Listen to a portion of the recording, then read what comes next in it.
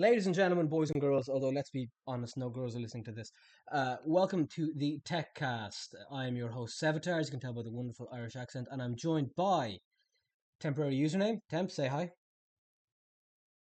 Uh, and D4. D4, say hi, buddy. Hello. And today we are going to be talking about Melty Blood under cinematic Grand Blue Fantasy Relink and whatever other anime bullshit Temp is playing. Temp, did I miss any anime bullshit you're currently playing?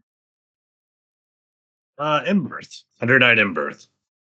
In Birth.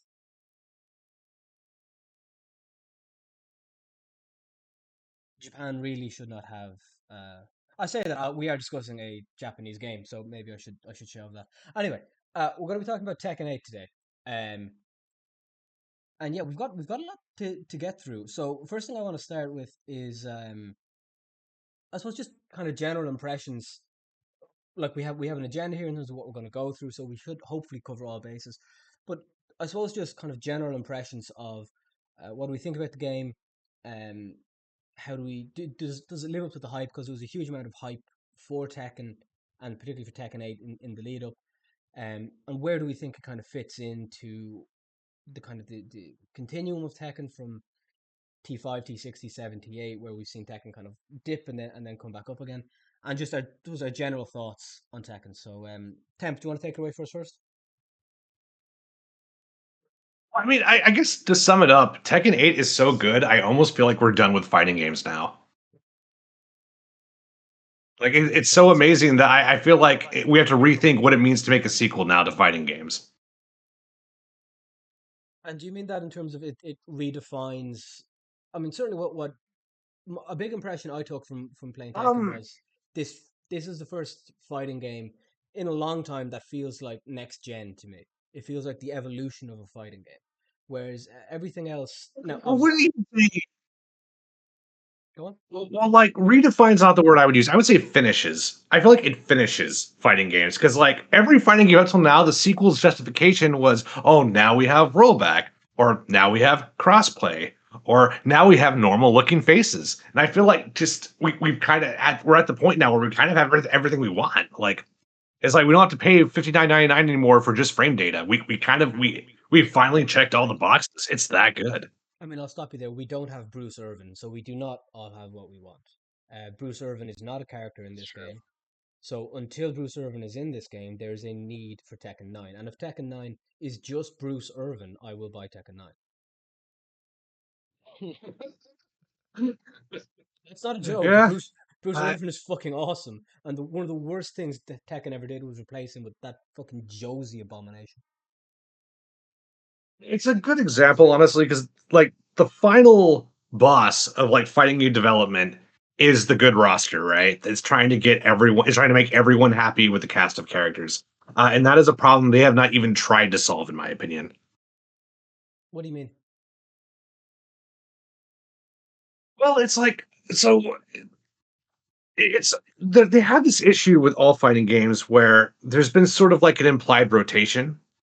And that implied rotation works when you're like on your second or third game, but we're now over 30 years into fighting games now, and that is just not a working system in my opinion anymore.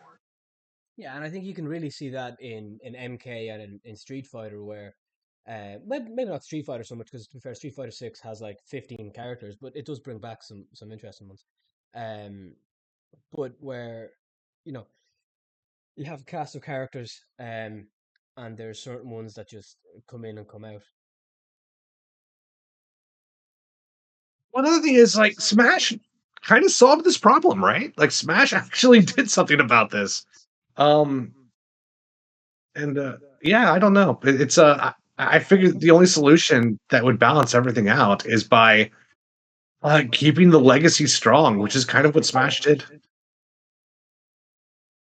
Yeah, I'd agree with that. Um, I still have some qualms about the roster, but it's not as bad as Street Fighter Six's. Uh, I still think there needs to be more legacy characters like Julia and Lei.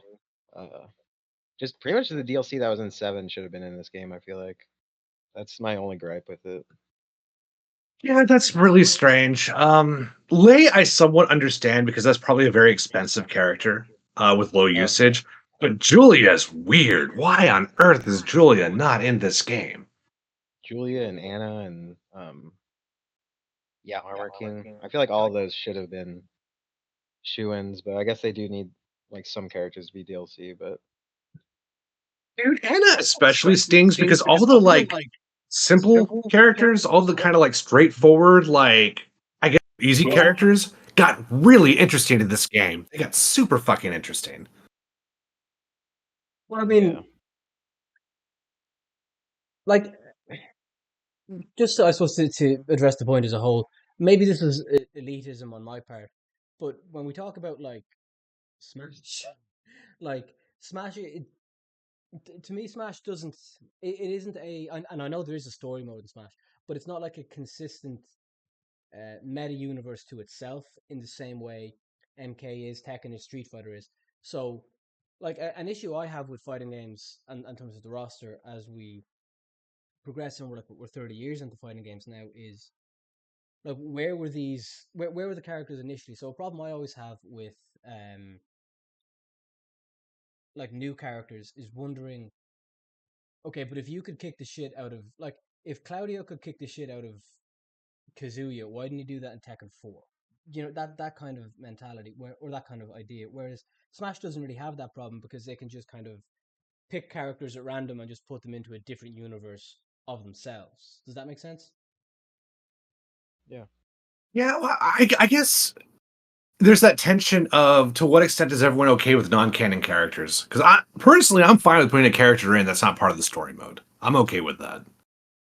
I mean, you functionally do in Tekken. Like, how many characters in Tekken aren't part of the story mode? Yeah, yeah, that's true. It's Which, to be fair, I actually think, and maybe we can transition to story on that. Um, like I actually prefer that as a story philosophy than the MK version, which is kind of like obviously the competitor in terms of cinematic story modes. Um, like where you almost artificially try and jam every character in, give every character X amount of screen time when you have 12 chapters. Whereas, Tekken, it's very clear this is a story about the Mishimas, and then there's a ring around the Mishimas, and then there's people who just aren't even involved, who just appear. They're just kind of goons, like fucking Feng Wei just rocks up. Um, and even characters like Paul and Law, at this stage are half joke characters, and I know I don't really like that in terms of like Paul going from uh because it's I think it's a underrated misstep narratively for Tekken, and that Paul, off the top of my head, was runner up in Tekken 1 and 2, arguably won Tekken 3, and like his story in Tekken 4 is he feels he won Tekken 3 because he beat Ogre. Nobody believes him, and he's bitter as fuck. He loses everything because he keeps complaining about it. His business is closed. Um, and I thought that was a really interesting way to take a character to go towards that kind of bitterness angle. But then they just make him like he fights bears. That's his character.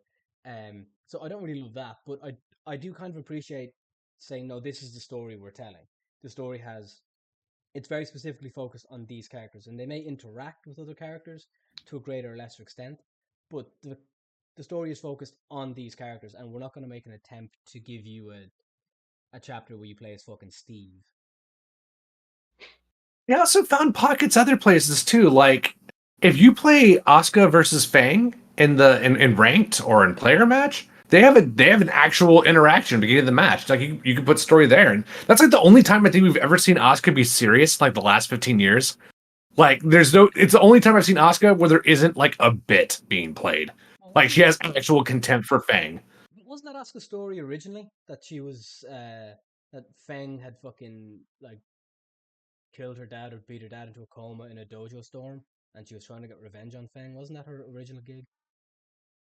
Probably. I'm not. I don't know much of the Tekken lore, but that sounds right. No, I'm pretty good at that. I'm pretty good at Tekken lore. Um, yeah, I'm pretty sure that was so before you had like Asuka becoming a like I think you said it's a very or you told me it's a very anime trope. Um, in terms of like the kind of cutesy tomboy who's like a massive power character, and also the it's not like it's very obviously hinting at being gay, but it's not like confirmed gay thing with Lily where Lily's really into her and she's kind of not into Lily. Like they're all anime tropes just mashed together. But before that, she was Well, her thing was getting back at Fang. the joke, if you watch like anime, the trope is that rich people don't understand poor people and poor people don't like rich people. And that's the bit. I don't think they're doing like a sort of like hinted love interest. It really is that Lily doesn't understand how humans work because she's rich. That's what I always get from it. No, I mean that could be debated probably. I mean, it's not a fucking opinion I'm dying on the hill of. It's just that was my read of it was there. It's kind of a lesbian gay thing. I mean, it's not equally. It's like Horang Jin. I mean, there's a very fair interpretation of the interactions between Horang and Jin. That is just Horang has just developed a colossal crush on Jin at this stage. You say Horong, but to me, I get more of that vibe from Jin Lars. But that's me. That's incest, then. That's they know. I know. Like I said, Jin Lars. It's Japan. That's what they do. That's just disgusting. Anyway, okay, D4. Never got thoughts from you. So, like, your general impression of the game. Any kind of general overall thoughts before we really delve into story? I really like it. It's really fucking good. Um, I'm playing it a lot the past month. I think picking up characters is easier in this game. I like that. think Heat kind of makes every character easier to pick up because you have like a universal mechanic to rely on, and it's not as daunting. And they just simplified a lot of stuff. And I'd say like it's definitely my favorite fighting game of like the recent generation. Um, it's like no contest. It's easily the best. I think Uh, I think that's I'd common say consensus. Is it yeah. we'd all agree that this is the best fighting game for a decade? About that, not counting anime games. I can't think of anything that would like rival it for me. Like Killer Instinct, maybe. How old is Killer Instinct by now? Yeah, Killer Instinct is over 10 years. That's like Yeah, that's 11 years, definitely I over 10 think years. Yeah, now. I mean, if its major competitors are what MKX, MK11, MK1, SF5, SF6, um, and what DOA 5 and 6. I mean, would anybody kind of put any of them above Tekken 8? I would put GOA 6 above Tekken 7. I would not put it above Tekken 8. Like, and don't get me wrong, I'm not saying And Tekken even 8 then, is it's very close. Yeah. like I'm not saying Tekken 8 is a perfect game. I can't speak to DOA. I have an active sex life, so I don't play DOA. But I'm not saying Tekken 8 is a perfect game, and when we get into kind of the gameplay mechanics and the metas, I'll probably be the negative one here. I love the game. I think it's a great game, but there's a lot there's a lot in there that I question.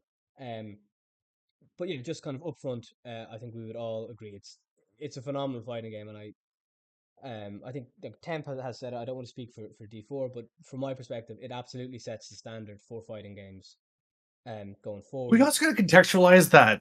Well, Tekken 7 had big problems too. Like, Tekken 7 could have been the best fighting game of all time, but the problems were just too egregious I with the should loading say, times hang and on, the netcode. for clarity and for everybody's knowledge going forward, I didn't play Tekken 7 because I objected at a philosophical level to Akuma being like that central to kind of being in the game and also being that central to Tekken lore. So Tekken 7 I sat out. I played Tekken 7 for the first time I think 4 months ago. So I can't really offer any informed opinion or opinion at all on Tekken 7. I know which characters were broken competitively, but that's about it.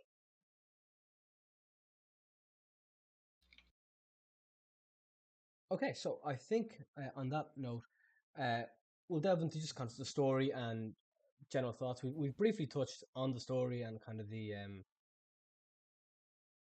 variation, I guess we can call it, of what NRS kind of started with the cinematic story back in MK versus DC. To be fair, was the first story that they did kind of fully animated like that. Um, I would contend I think Tekken has taken it to a level it never was in Mortal Kombat. There's certainly flaws to it, and I can absolutely see people disagreeing with it being so central on um 4 or 5 characters at max. Really, it's centered on Jin, but like again, he's the protagonist of the story, so I don't really object to that. Um, and there's aspects to the story I really liked. I thought they were mildly unfulfilled. I think the obvious one is the tournament, which we finally have a tournament in a fucking fully cinematic fighting game story mode that you can influence. I thought that was like that's one of the highlights of my, I don't know, fucking gaming life.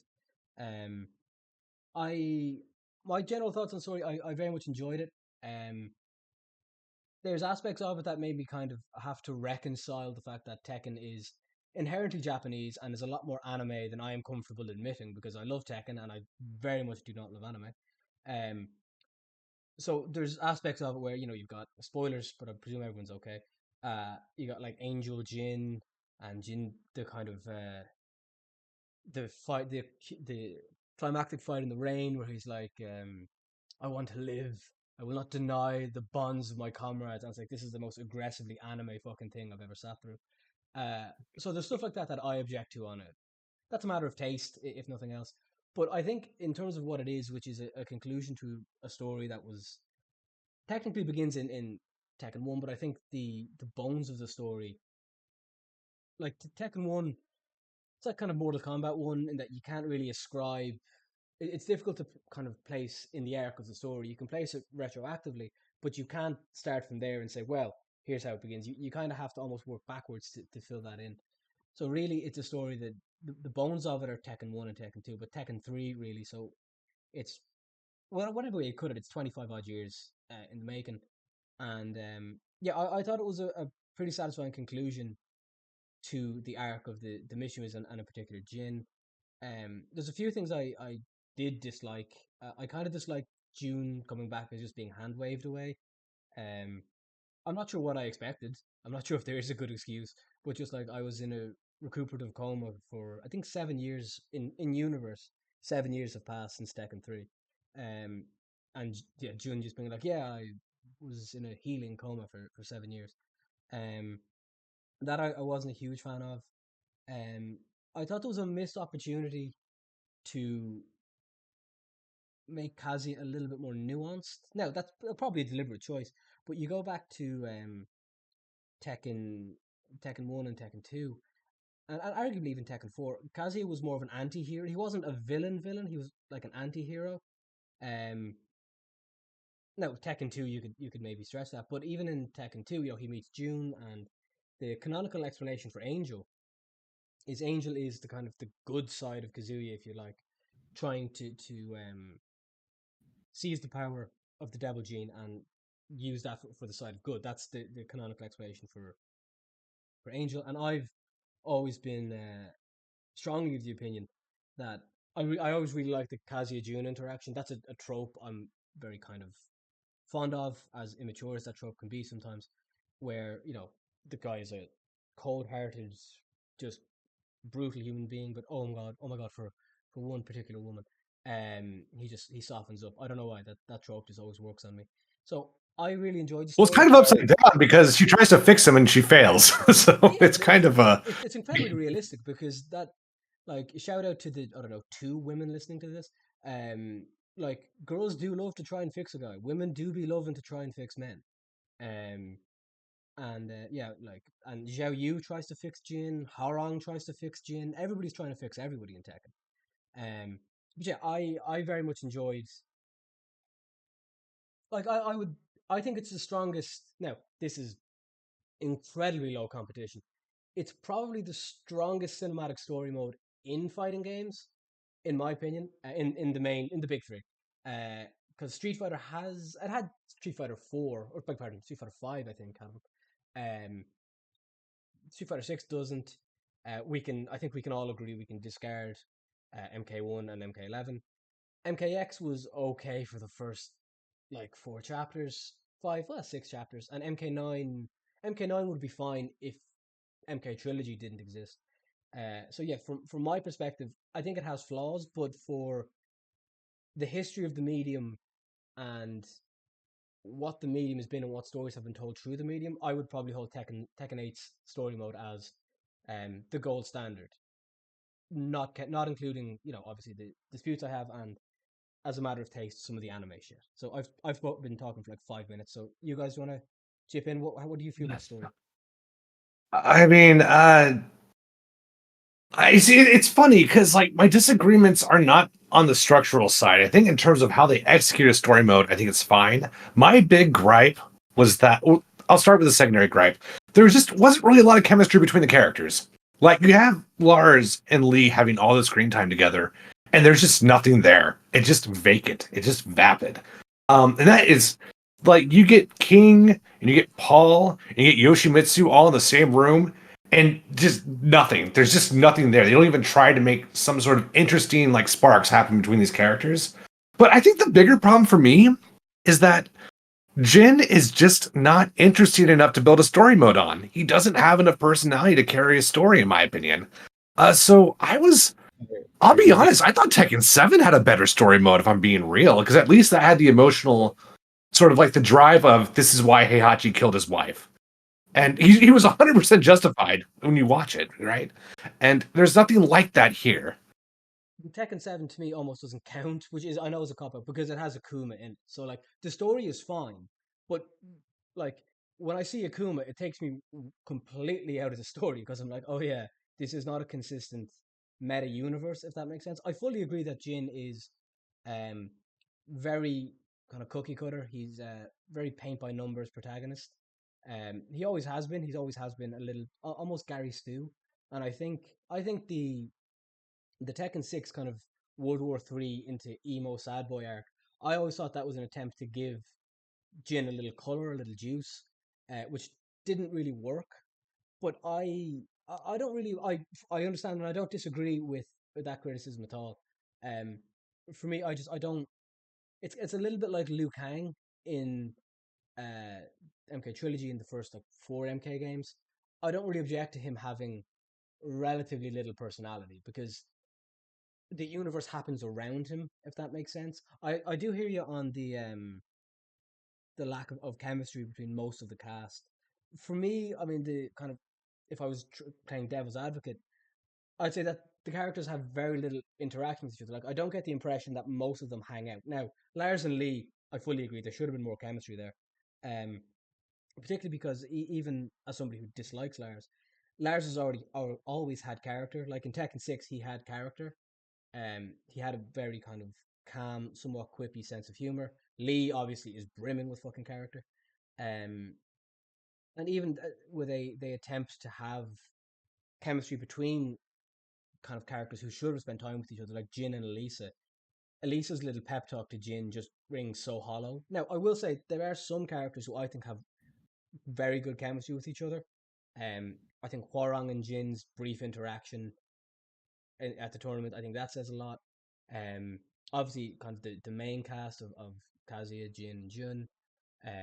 I really like, and this is another trope I've discovered and apparently this is an anime trope that I've discovered I'm very fond of. That Reina encapsulates, where like her outward appearance is very like cutesy Jin senpai kind of shit, but in her head it's like this evil Machiavellian voice. For some reason, that fucking sends me. I fucking love Yeah, that. it's cool. It's good. It's very well done. It's Yeah, hilarious. I thought that was brilliant. Yeah, because one of the things they do in Japanese, the letter or the vowel U is often weakly pronounced. That's why it's Sasuke, not Sasuke. That's why it's Asuka and not Asuka. But what women will often do when they're trying to be ultra cutesy is they'll overpronounce the U in every word they say. And then when you hear their internal monologue, they're like an ultra bitch. That's very common in anime. It's the hot girl who's pretending to be cutesy and shallow. And they just play that up to 11. And yeah, so all the Reina stuff was really well done. I would agree with that. Yeah, and I just I suppose I'd never really encountered that trope before Tekken 8 because I'm not an anime guy, and it I think the first time you see it is in the when her and Jin meet in the hallway, and it absolutely just fucking got me. I thought that was hilarious. Um, so I wouldn't really dispute any of your criticisms. I think Jin is very kind of cookie cutter, and I would agree most of the characters who have prolonged history of interaction don't show the kind of chemistry I would have liked. But my explanation for that would be these guys meet up like once a year to kick the shit out of each other. They're not necessarily friends. So it's not like say Mortal Kombat where I expect Liu Kang and Kung Lao because they have fucking 10 years of history to have a very particular um a very particular and kind of set chemistry. I expect Raiden to have chemistry with these characters. Whereas in Mortal Kombat, or beg your pardon, Freudian slip, in Tekken, I'm kind of okay with like King and Steve not having much chemistry because canonically their interaction is I think they met in met in the tournament. King beat Steve, and then they had like a charity exhibition boxing versus wrestling match.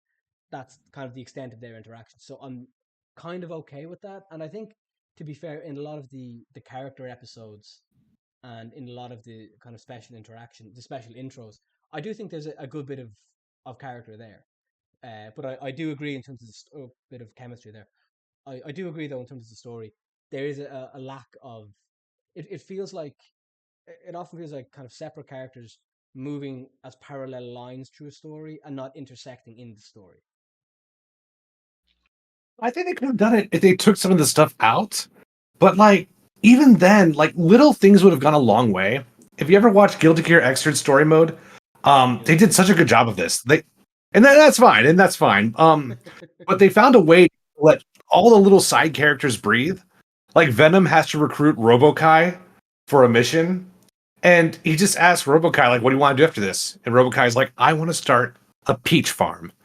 And Venom just looks at him weird. And Robokai explains his rationale. It's a very small scene, but you get so much from those two characters in that scene, and there's just nothing like that. Yeah, I'd agree with But that. we could have had stuff like that if we didn't have like a 10-minute speech from Leroy explaining how Jin needs to be in touch with his feelings. We could have had more stuff like that, right? So Well, fucking the 10 characters give Jin speeches as to how he needs to be more in touch with himself. Like Leroy does it, Harang does it, yeah. Zhao Yu does it, Jun does it, Devil Jin does it, Lars does it, Lee does it. It's fucking like how many pep talks does the Lars does man it to need? Kazuya. That's true. Yeah, Lars does it to But Kazuya. I'm sorry, go on.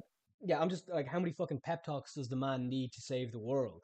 And it's fucking it's wild, and it's not like he's never beaten Kazuya before. Like I think this is of the 8 games, I think this is the third one Jin has categorically won, and 4 if you count him winning Tekken 3. So like, I'm not sure he's ever beaten Kazuya in competition before. To be fair, because the last few games Kazuya has like I think the last time Kazuya canonically lost in the Tekken was he canonically lost to Heihachi in Tekken 4. Um, so to be fair, maybe there is that kind of um complex, but like Jin should not need confidence pep talks.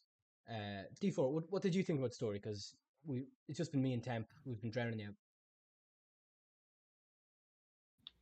I just don't have that many thoughts. Like, I'm in agreement with you that I prefer older Tekken's lore, and I prefer like Tekken 4, and what you said about Paul.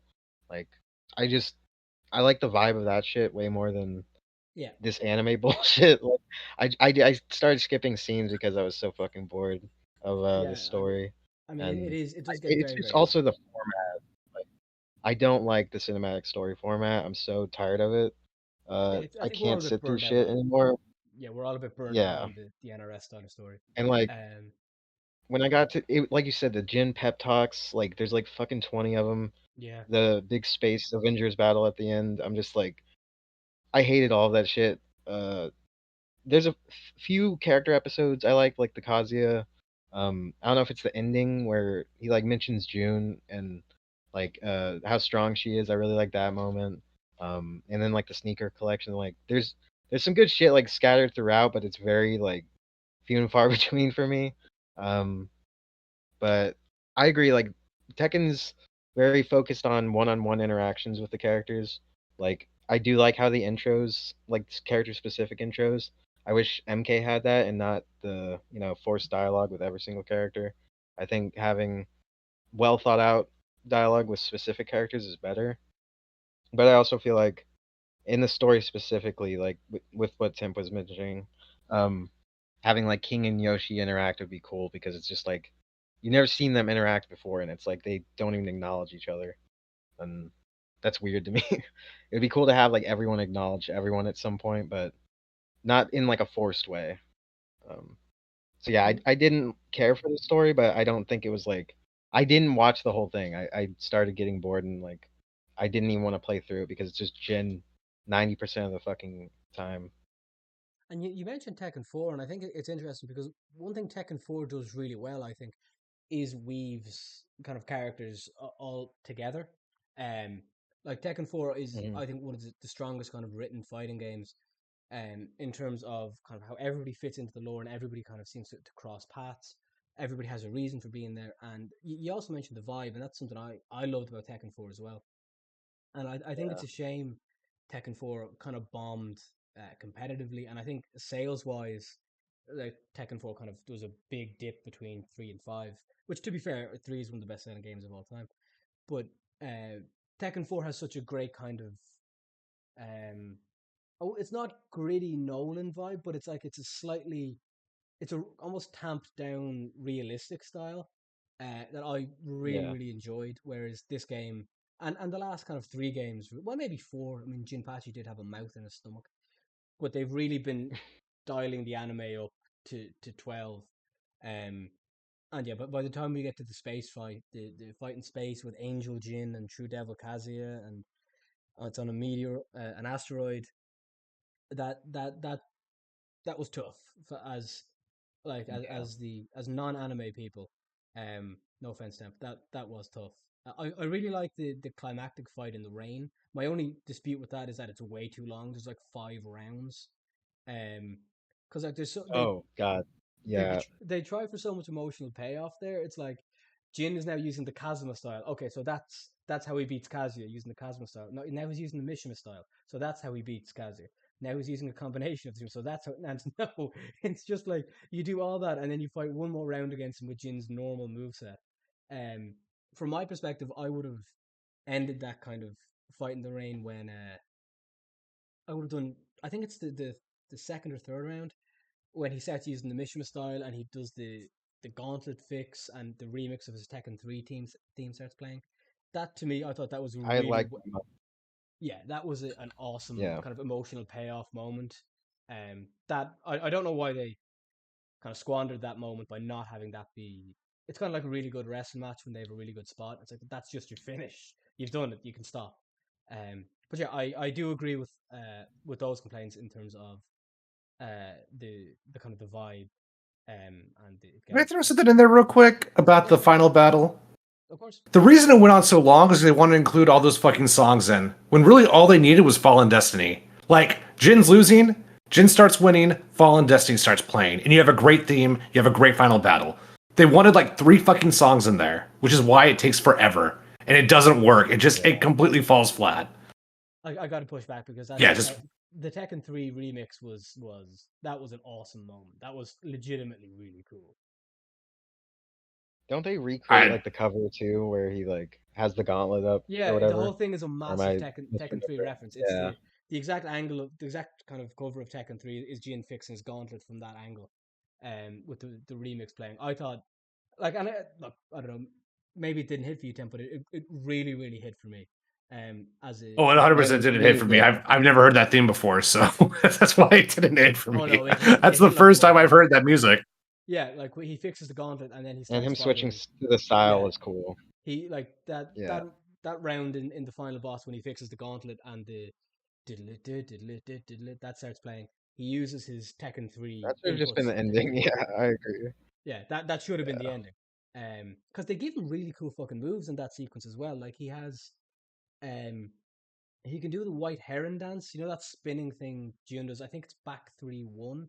It's like a low kick spinning punch. Hmm. Yeah, back 3-1. He can do that into electric, and it's incredibly fucking cool. And it makes me think, why has this not been in June's moveset since fucking Tekken 3? But no, that moment, that like if you didn't get the reference, I could see that moment absolutely missing, and you just being like, why is this still going? But in terms of emotional callback and payoff, no, that moment hit like a motherfucker for me. That actually made the whole thing worth it. Well, it There's gets a even moment worse than too. that because, well, what's up? Go on. Oh, I was just gonna mention like there's a moment in the tournament too where they started playing like the Tekken 5 theme that I thought was pretty cool. Yeah, Uh, there are I a don't lot know if of there's any cool other moments. times. Yeah, yeah. I just like shit like that.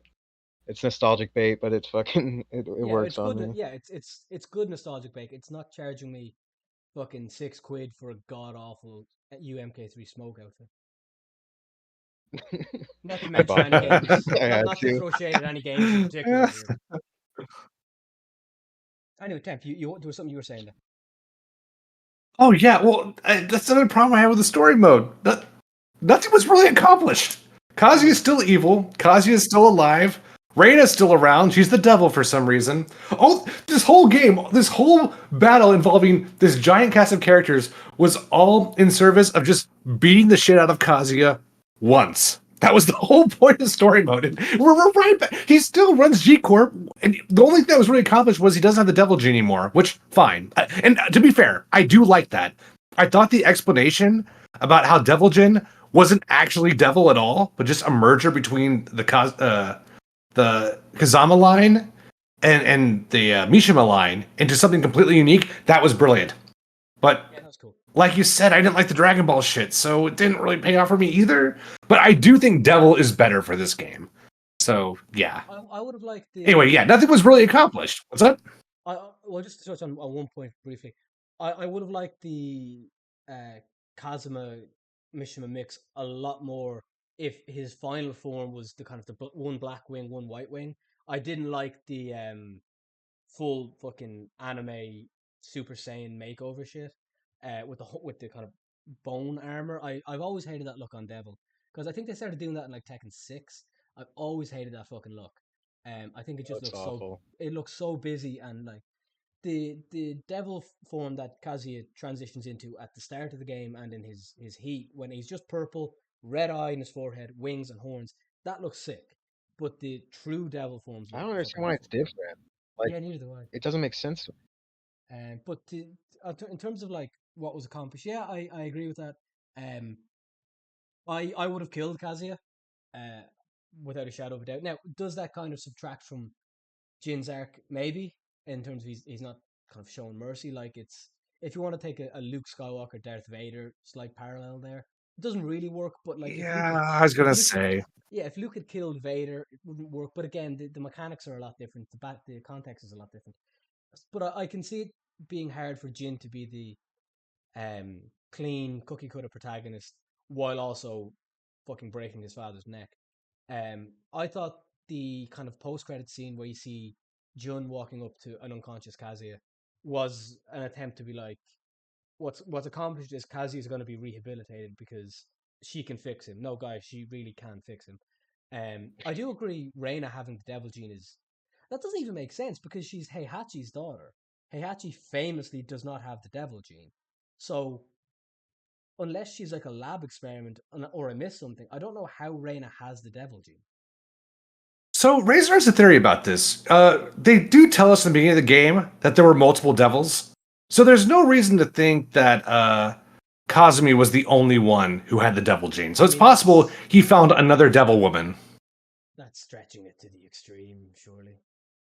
It is, yeah. No, I don't disagree, but I mean, I have nothing else. Well, I should also add that I was okay with the Return of the Jedi ending.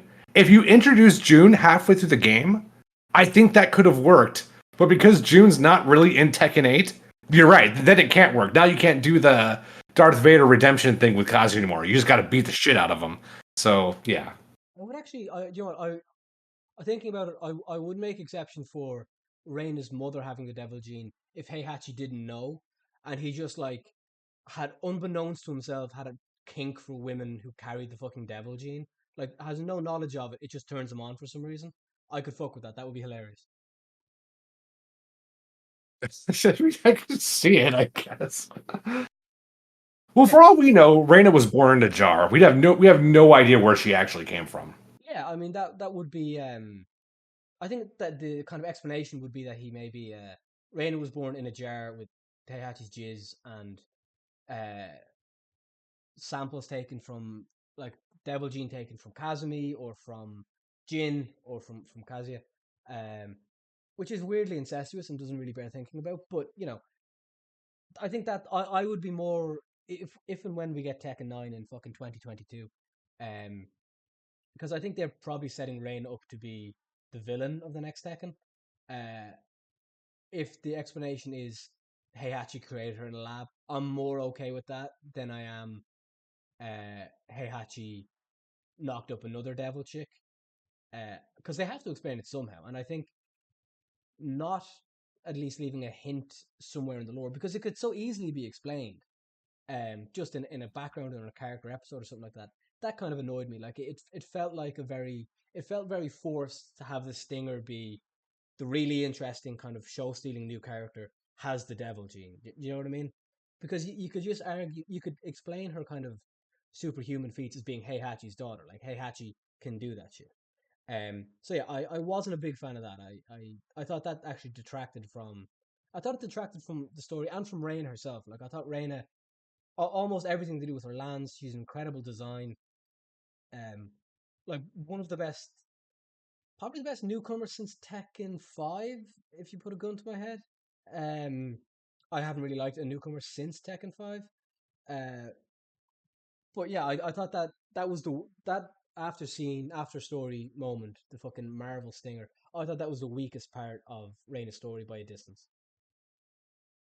I would only be okay with her being the final boss of Tekken 9 if she goes bald. Then I'd be okay with it. I thought Like the if she devil has the gene. Heihachi hair, I'm down. Well, I do, but this is a grand exception. the devil gene canonically does cause male pattern baldness.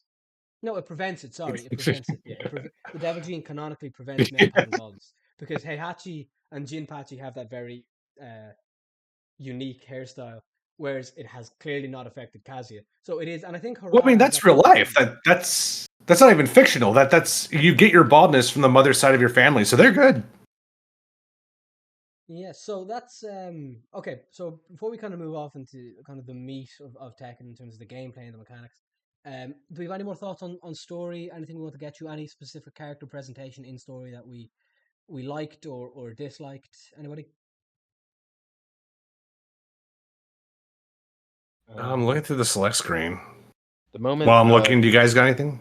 the moment Kuma saves Paul is fucking stupid, but it was funny. Yeah, that was Uh, that was goofy fun. Yeah, that was nice. that was the only part that actually made me laugh, as well as when you pick King, or like in the battlefield when King is selectable, like the soldiers chant King, and like at that time I did a rolling death cradle on like one of the robots, and it was just like the perfect timing, and it was like just made me laugh so hard. It was so fucking The stupid. idea of doing rolling death cradle, and I'm imagining you did like the full fucking chain of rolling death cradle on Yeah, it someone was the whole thing. with like fucking Yeah, 20 HP who dies from two jabs. You just fucking yeah, beat the shit out of his dead body, just breaking his bones as he lies there unconscious. yeah. Um, I'll also add that everything about Victor was terrible. oh, that character Just sucks. every. And he had a lot of screen time of He has a lot sucking. of screen Like he time. had Yeah, so much fucking screen time. yeah. That character. It's strange because I really like that actor. I think Vincent Cassell is a really good actor, and I'm shocked they got him to do a video game.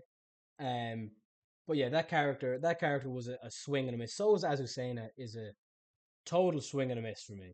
Um, I didn't. Well, she's a joke, so I don't really hold it against her. Like she's supposed to be dumb and funny. I mean, see, but she's not funny when you start playing ranked and people start doing the running 3-2. Then it becomes unfunny very fucking quickly. Yeah, she's really good. She's really dumb. I like her though. I think she's funny. I like her design. I don't. She's not that fun to play for me. Like I kind of like playing her, but I kind of don't. Like she's okay. I don't like hate her, Oh, but I don't think she's I like should terrible. say, I wouldn't call it a redemption, but I like Claudio a lot more now than I did beforehand. Um, Yes, I would agree with that. Probably because he died. Uh, I think does he?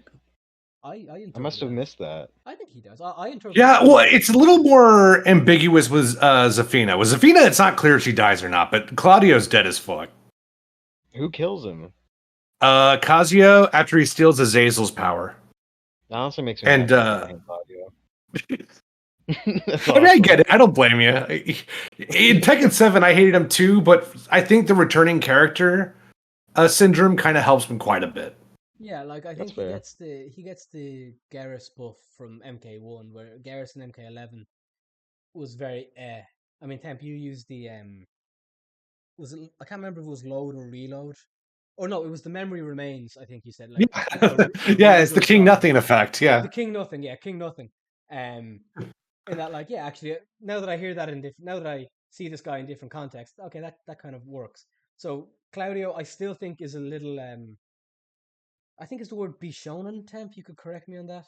Um, uh, that's the anime Yeah, word, isn't it? he falls under a lot of categories, but sure, I'd say the only reason I'd be hesitant to say Bishonen is because of the short hair. But I otherwise, yes, he yeah, fills Bishonen has to be that long, flowing. anime Billy Zane vibe. Yeah, Billy Zane vibe. Yeah, a Billy Zane vibe is a good way to put it.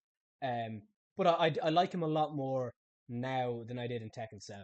Um, yeah, I think a lot of the returning characters. I don't think any returning character really lowers their stock. Um, I like Lars more, and I fucking hated Lars. I like Zafina more. I like Leo a lot more. I really like Leo's um kind of input into story mode. I think that was actually one of the best examples in the story of them uh having characters successfully kind of cross paths and having a role for characters in the story. I really like that. But yeah, of the kind of newer returning characters, I don't think anybody significantly hurt their stock. And I think I do like that. Well, I was gonna say I like that we went from boring buff journalist to boring buff archaeologist in this game. But anyway, I'm sorry. Continue. oh, see a journalist. Oh, the journalist in Tekken 7. Yeah, Yeah, that was it. we That have a was bland NPC archaeologist who's just buff for some reason. Yeah, that was a strange. I mean, this isn't a Tekken 7 cast, but that was such a strange framing device. I kind of get it in terms of it's building up to Heihachi telling him the story so he can get it out that Kazuya is actually, the closest thing to the Antichrist. Um, but it was such a strange framing choice to have the whole thing focused on him. I thought that was very, very weird, particularly following up like Tekken 6, which had such a disjointed story mode, and you had the scenario campaign, and it's like, is this canon? Is this all canon? Do Lars and Lisa actually kick the shit out of every character on this roster? Um, so yeah, that was an interesting choice. But yeah, I think that's about it. I do agree that I really didn't like Victor. I don't really see like. There's nothing Victor accomplishes in story that you couldn't have just given to Raven instead. Um, Raven like got like kicked to the side so hard in this game. Yeah, exactly. Like Raven does nothing. There's nothing. Even if you want to build, and I like building intricast rivalries and having Dragonov, Victor as that rivalry, but like there's no reason that could not have been Dragonov Raven, and you could have replaced Victor with, I don't know. Just gonna throw a name out there, Bruce Irvin. I'm just gonna throw it out there. Why not? Let's see how it lands. Um, Nina, I think maybe suffers from the same thing in that she just kind of like struts menacingly. That's Nina's entire role in the story. Um, Anna's always been a much more interesting character, but that's fine. Um, and yeah, I think that's about it really. I would have liked to see a bit more screen time from Yoshimitsu and Brian, but apart from that, I forget about Brian, honestly. it's mad that he's And a. well, no, continue. I was just gonna say it's mad he's a undead evil cyborg crooked cop super soldier, and he just like that I just say that, and that sounds like a central character or a character you do something with, and it's like, no, like, I mean, if there is a major criticism of Tekken lore, and look, there's a lot of major criticisms of Tekken lore, but it's that the majority of characters have not advanced since Tekken 5. Like, Yoshimitsu is still hunting Brine. Feng is still looking for the God Scrolls. Asuka has stopped hunting Feng and is now having that weird anime buddy cop relationship with Lily. Um, Paul and Law have actively lost characters as the game's gone on. Um, but yeah, I would have liked to see more Brian Yoshi. I would have said that. It is weird that Law's defining characteristic is that he's poor and I wants hate money. I hate that. Like, I mean, okay, so minor rant here. Um, Law was always my like favorite character. Insofar as I played Tekken when I was younger, like I played Tekken offline. This is the first Tekken I've played ranked or at a kind of reasonable competitive level. Um, and Law was always my character because I fucking love Bruce Lee. Um, I fucking hate what they did with Law in this game. He looks awful. He plays awful. Like, I'm not sure if you guys have played Law in ranked or playing much Law online, but like You're just guessing from the neutral the entire time. It's awful to play. They dialed the Bruce Lee yowls up to 15, and that was a mistake. Like playing Law is genuinely unpleasant, and I hate what they did with his character, where like he's just poor now. Um, and it's just like the whole thing is just looking for money. Is just him kind of and having a character whose primary interest in the tournament is financial gain. That's fine. I've no objection to that, but it's his sole character. Um, Whereas like if you go back to like Tekken 2, Law was there to try and get revenge on Beck, who had Dojo stormed him in very kind of classic martial arts movie style. Um and then Tekken 3 you have Forest Law, and I've always been surprised that like they never brought Forest back. I kind of like Forest a little bit more than Marshall, but it's just like the only time we've seen Forest Law canonically since Tekken 3 was in Tekken 5 when he gets the shit kicked out of him by Lily, and that's how Lily ends up at the tournament. Lily kicks the shit out of him and takes his invitation to the tournament. Um, because he was in a motorcycle accident, and so maybe he's fucking injured now. But yeah, I really don't like what they've done with Law. Law and Paul as characters really feel they're the only two characters when I look at them that feel maybe Jun as well, but those two in particular feel really squandered over the last couple of Tekkens. Because if they had nothing for them, like they had clearly had nothing for Lei, and they were pretty much okay with kind of cutting Lei out. Kind of, I think Tekken 7, Lei isn't even base roster, and Lei had been in every Tekken up to that. Um, actually no, Lei may not have been in Tekken 1. But yeah, I feel like if they had nothing for Law and for Paul, I would have been so much happier if they just cut them out. I mean, they make great DLC characters if you have nothing for them in story.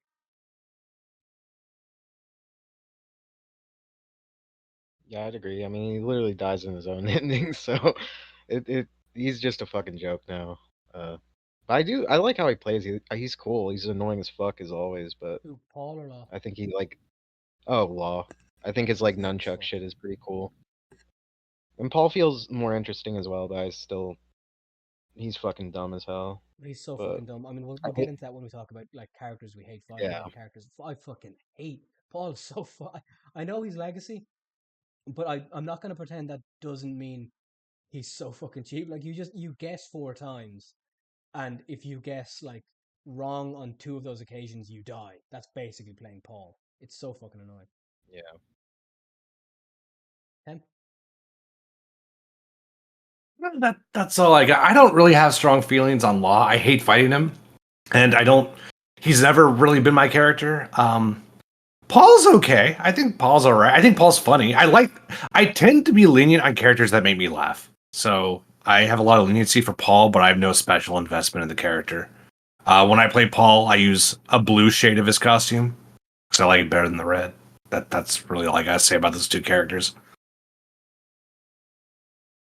Well, do we want to go into because we're kind of in a in terms of segues, we're in a kind of a nether zone, no pun intended, where we could easily transition into either like gameplay mechanics or like rating character designs. Which would we kind of do first? We could take a rifle through the select screen and just kind of rate character designs and what we think about them while I have it open. Is that any objection to that?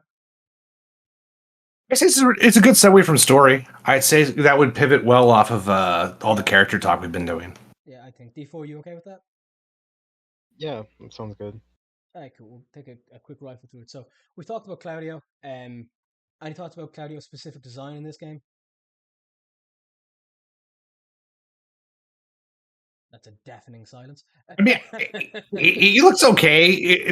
He looks mostly the same, to be honest with you. I'm not really big on the cow skull, but like, yeah, I think on there's a design of a cow skull like outline on the back of his jacket, but it looks all right. I think the new graphics help him a lot. I think the new graphics really do help him. The new graphics. There's actually I googled image here. There's a gender swap of Claudio, which looks really good. They should have made Claudio a chick. Um, yeah, I would agree. I think he looks much the same, but I think the new graphics do him a lot of are doing him justice, as they say. Um, do we want are we rating these out of 10 or are we just rifling on? Because I mean, this is the first kind of tech. Tekken cast of our kind of group. So like, do we want to rate the characters in general as they are, or do we want to just move on? I give him a 5. All right, we'll do it out of 10. I'd give Claudio.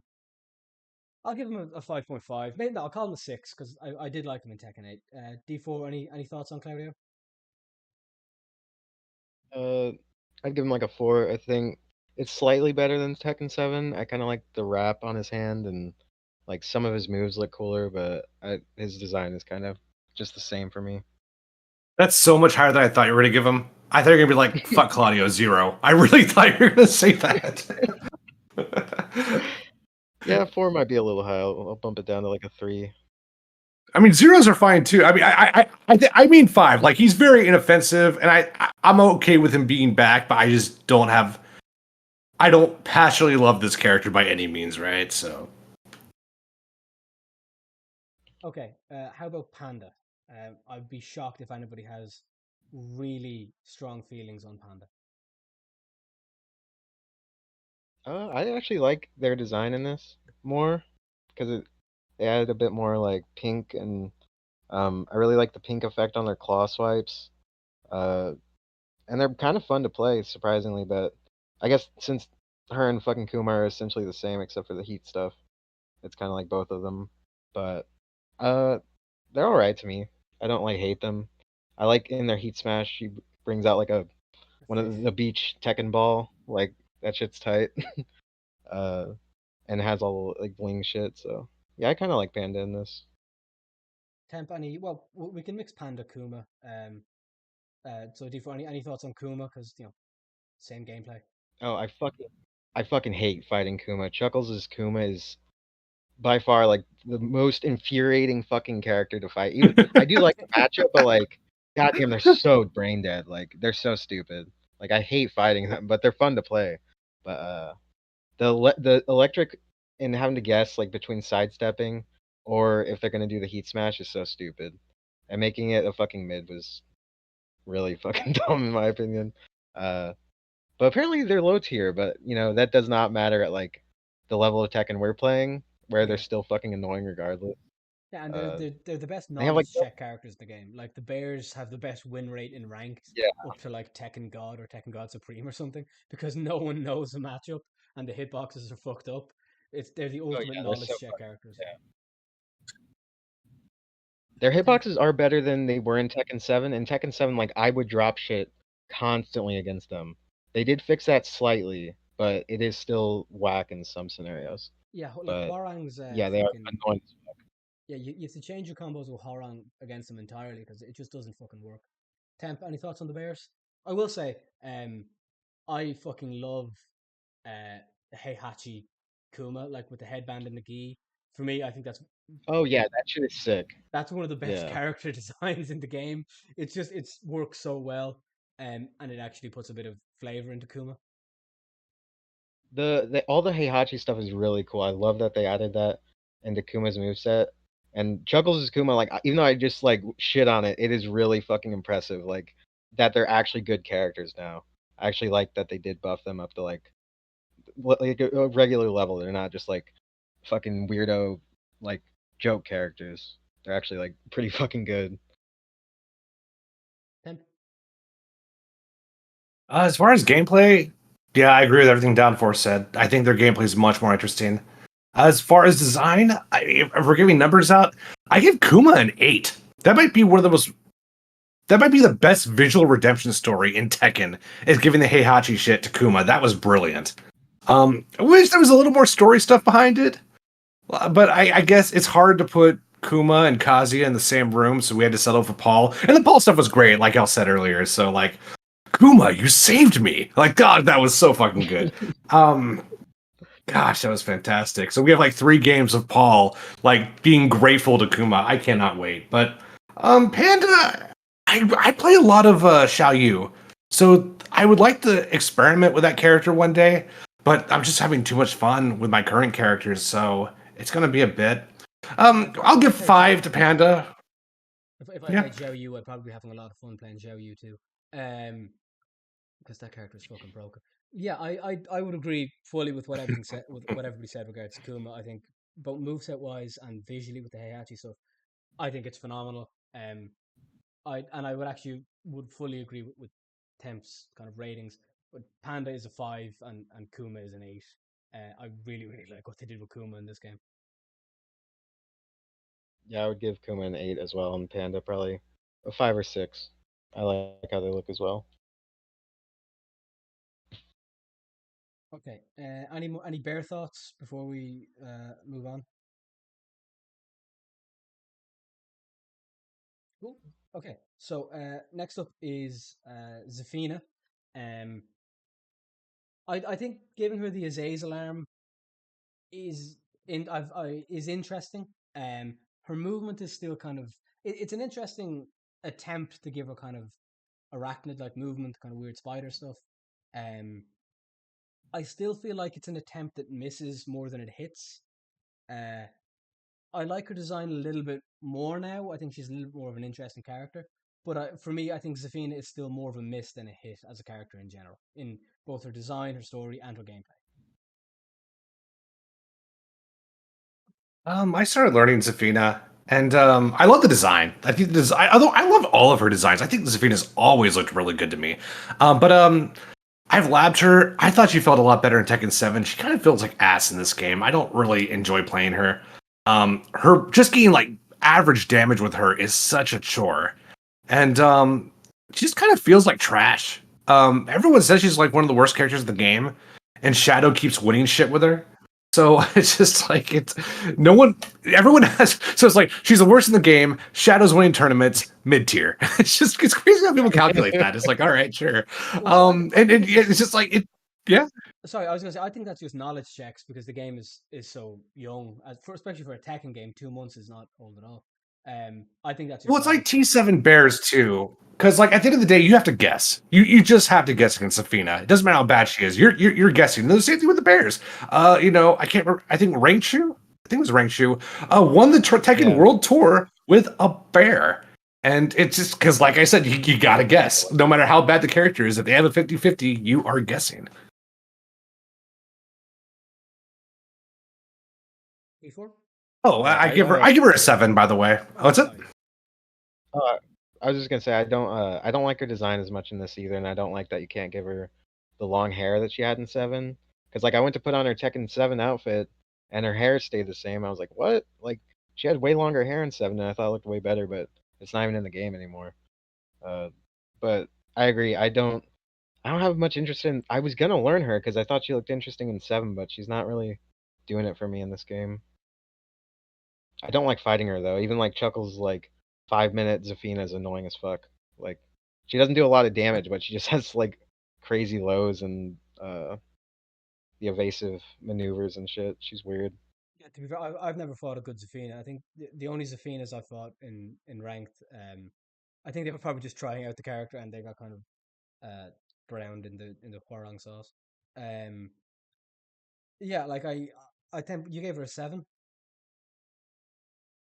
Yeah, I like Zafina a lot. I think they fucked up by putting her in Tekken 7. I would have just built that tension up a little bit more and just dropped her into Tekken 8 and have her give her such a red carpet, right? She'd probably be a lot stronger too if that was the case. She was I'm fairly confident in saying she's the best character in Tekken 7. Um, so I think that kind of hurt her like returning quotations. I think really they should have just built up that tension and brought her back like Fujin style. I think that would have had such an impact. And D4, any ratings on Zafina? Just overall, I'd give her like a 5 or a 6. She's just fine. All right, I'm gonna be the hater. I'm gonna give her a 3. I don't like the fucking character at all. She's never done Damn. anything for me. And yeah, sorry, I gotta be the hater on Zafina. Just never liked the character. The whole Azazel plot, I've never liked. I've never liked anything associated with it. It just feels so all of a sudden in the sixth game in the series with no fucking. It's like if Shao Kahn just suddenly appeared in Tekken 3 without having been mentioned in the previous 2 games. Um, yeah, I never liked the Zafina Azazel stuff.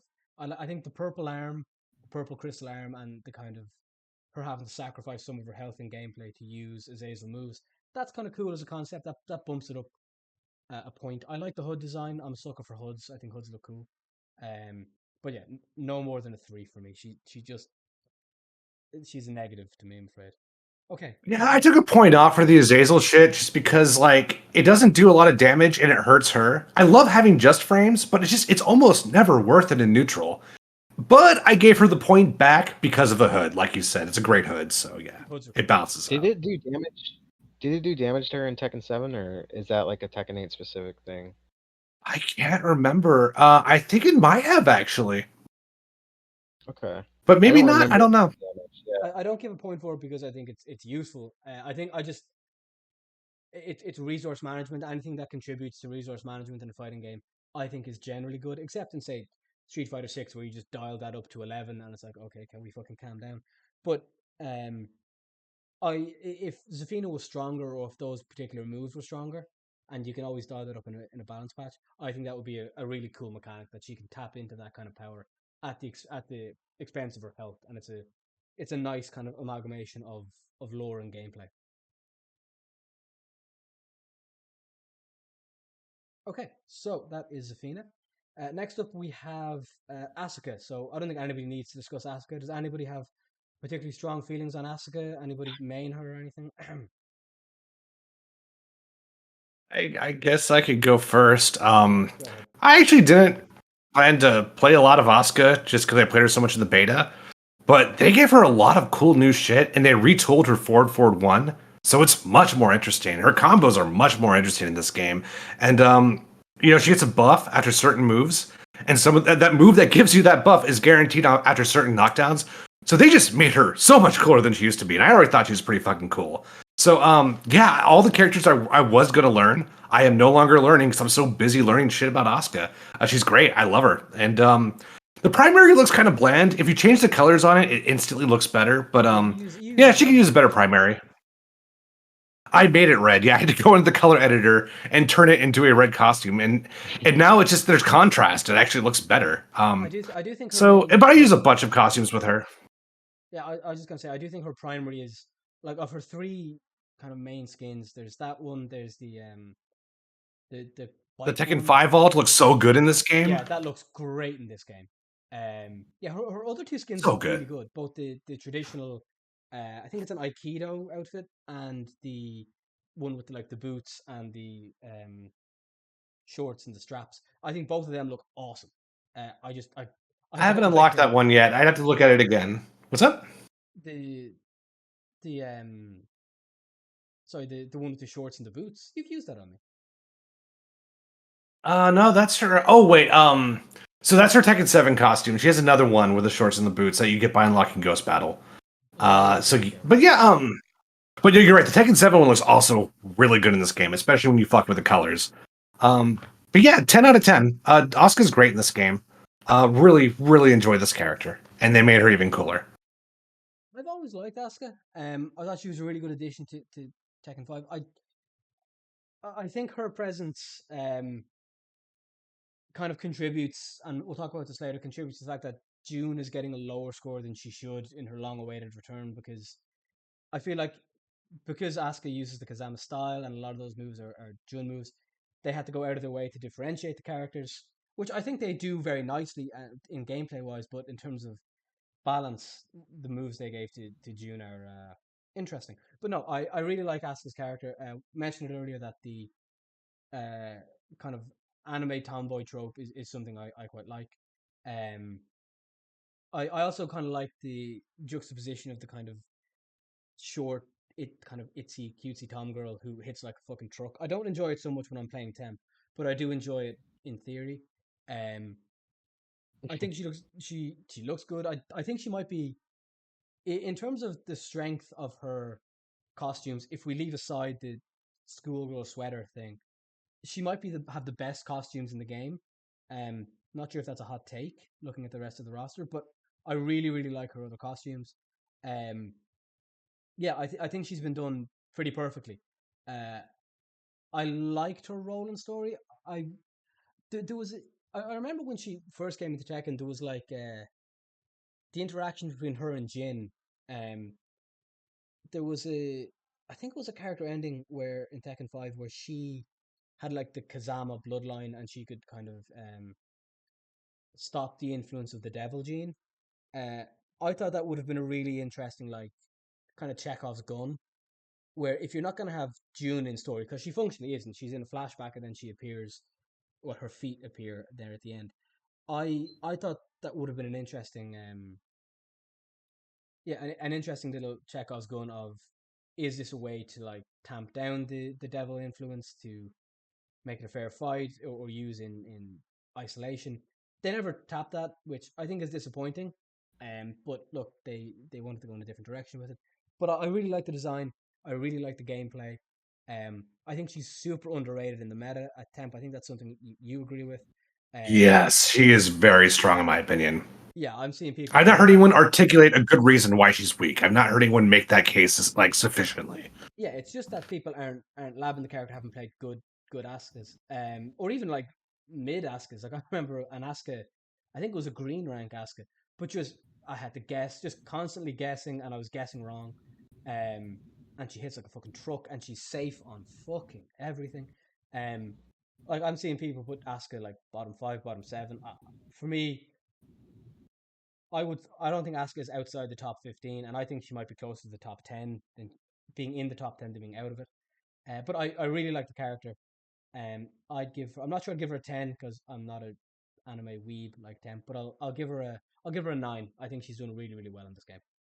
D4? I like Asuka in this. I think they definitely made her feel like very strong aesthetically, like with all the like I don't really know how to call it, like her like the fucking effect on her moves, like when she like pummels you looks really good. It's like windy almost, like it shows a lot of strength. And she just feels like very fucking strong. Um I wish her face looked more like Tekken Tag 2. I still don't think her face looks very good. It's like very like there's something about the lips that bothers me. It's like it's I still don't think her face got that much of an upgrade, but her model otherwise looks good. I think her outfits look good and everything. Yeah, her I facial just wish, features are very soft for sure, and she doesn't have that yeah, distinctly Japanese look she had in Tekken 2. Tag 2, yeah, excuse me. right, yeah, yeah. She looked very distinct in like Tekken 5 and Tekken Tag 2, but it's like it got changed like heavily, and she has this like fish-eyed look where it just looks like a doll or something, and her like cheeks, like I don't know, something about it doesn't look right to me. But otherwise, I think she's pretty fucking dope, and I do like the mechanic he was talking about too, the like green buff thing, like where she like reels her arm around, like is pretty dope. Uh, yeah, not much to say because I don't play her, but um, yeah, she feels strong. I don't see what's wrong with her. Like everyone's like, "Oh, Asuka's low tier." It's like, how though? I don't get it. I don't Yeah, see they're how. just they don't lab her. That has to be it because I like they did such a good job of making a character feel like a truck, like really nailing that power archetype of just you're getting hit by like a semi every time you block. Like they did that so well in my opinion. Yeah, like when you play an extended set against an Asuka, like I think I have played Temps Asuka more than any other character. Um, and the momentum of Asuka building and hitting it, it adds up. So, and look, I can't say shit. I play her wrong, but the momentum of the and the power, it really does add up. So I think conceptually, I really think they did a great job at Asuka in that. I also just I wish she had her Tekken 5 primary. I really like that outfit in Tekken 7, and it's not in this game, so that sucks. But they'll Well, I probably got add my it in wallet Tekken 7. ready. Yeah, that's gonna be sold. Yeah, yeah, they're That's definitely definitely sold. re-releasing it. Yeah, Yeah, like if I had to put It's money, coming. I just gotta pay for it, and I'm fine I with give that. it. Yeah, yeah, if I had to put money on any costumes being sold, it would be Asuka's Tekken 5, Kazuya's purple suit, his classic purple suit, and Armor King's, no, not oh, Armor King, I love that. King's alt from Tekken 3, yeah, where he's got the sweats on, and And the shirt. the shirt and the Yeah, high top sneakers, like, and the kind of gray mask, like that would sell like fucking hotcakes. So I just can't before we believe move they off, haven't brought that back. yeah, yeah, me too. I think it might be his most popular look, to be honest. I think that's like when I think of King, that is the look I think of, oddly enough. Okay, so before we move on to Lily, D4, do you want to give Asuka a number out of 10? Give her like a 7. Okay, so so consensus wise, Asuka is the best character we've covered thus far, and I think that's fair. So Lily, I have no strong feelings on Lily. I've never really her fighting style is cool. It's flashy. I think she's definitely a knowledge check character right now. I could be wrong on this, but I Lily does not feel unduly strong. Um, she's got some weird shit, which so like if you don't know the matchup, you can get blown up. But I've never had an undue problem with her. Um, I'm not a big fan of as discussed before with the trope. I do like the anime trope that Ted mentioned of rich people not understanding how humans work. Maybe because I've no exposure to the trope. Um, I've never really liked Lily's design. I've always had a kind of a problem with Lily's design in that it's too um Lolita fan servicey. I don't like it. I don't understand the need to see her panties at every other move. Um, yeah, she's not a character for me. Um, I've no real strong. I mean, they probably were pretty strong thoughts now that I hear them out loud, but I don't feel any strong opinions when I look at Lily. So I'd give her. I guess I'd give her a 4. Temp. I know you play her. Yeah, it's funny. It's been a long time since I played Tekken 7 Lily, but she feels both safer and easier in this game. She's a lot of fun. Probably my least played character out of all the characters I've learned, but Lily's cool. Her design, I never thought her design was bad, but that was never the selling point of the character. I just like the shenanigans. I like that she has a cat named Salt. I like cats. I like Salt, so that's cool. Yeah, just yeah, she looks like how do I say this? Like she just looks like a model. She looks like if you were to generate like an AI image of like a European model, that's what she's always looked like to me. And it works. I think when you like it works for Lily, but it does not work for Nina, in my opinion.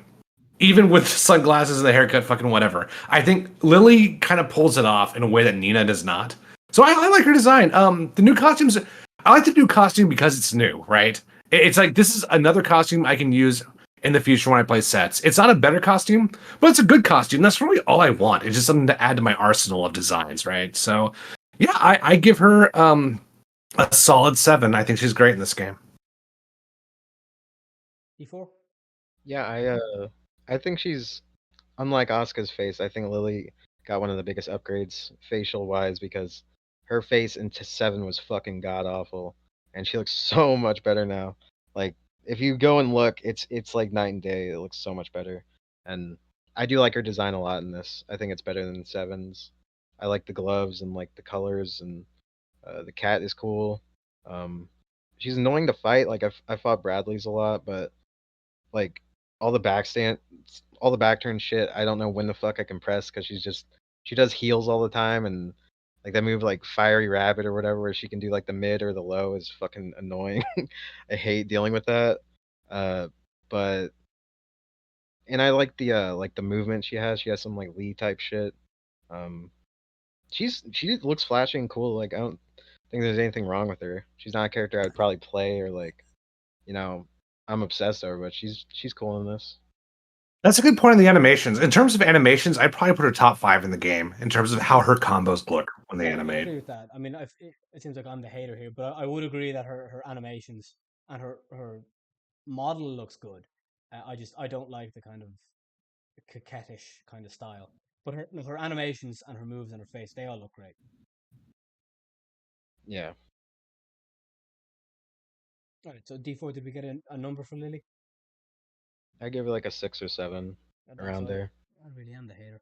Okay, well the hating is going to continue because next up we have the anime sex bot waifu. So I'm just going to hand this directly over to Temp. Temp, I'd like you to justify.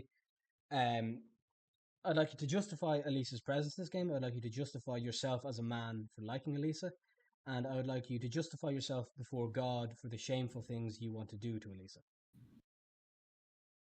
Um, I yeah, she's a great character. She's I like all her costumes in this game. I love her primary. I think all the Lars shit is hilarious. She murders Lars on accident. Her ending is great. I love characters that can make me laugh, and she's just she's consistently done that for a good while. She gets a lot of points for that. So and she's fun. I think she's really fun, and just they made the chainsaw shit so much more practical now. So yeah, I'm gonna give her a 10. I think Elisa's great in this game. I mean, like when we say she's fun, have you played against an Elisa? Because I don't think anybody playing against Elisa would characterize it as fun. It's fucking maddening.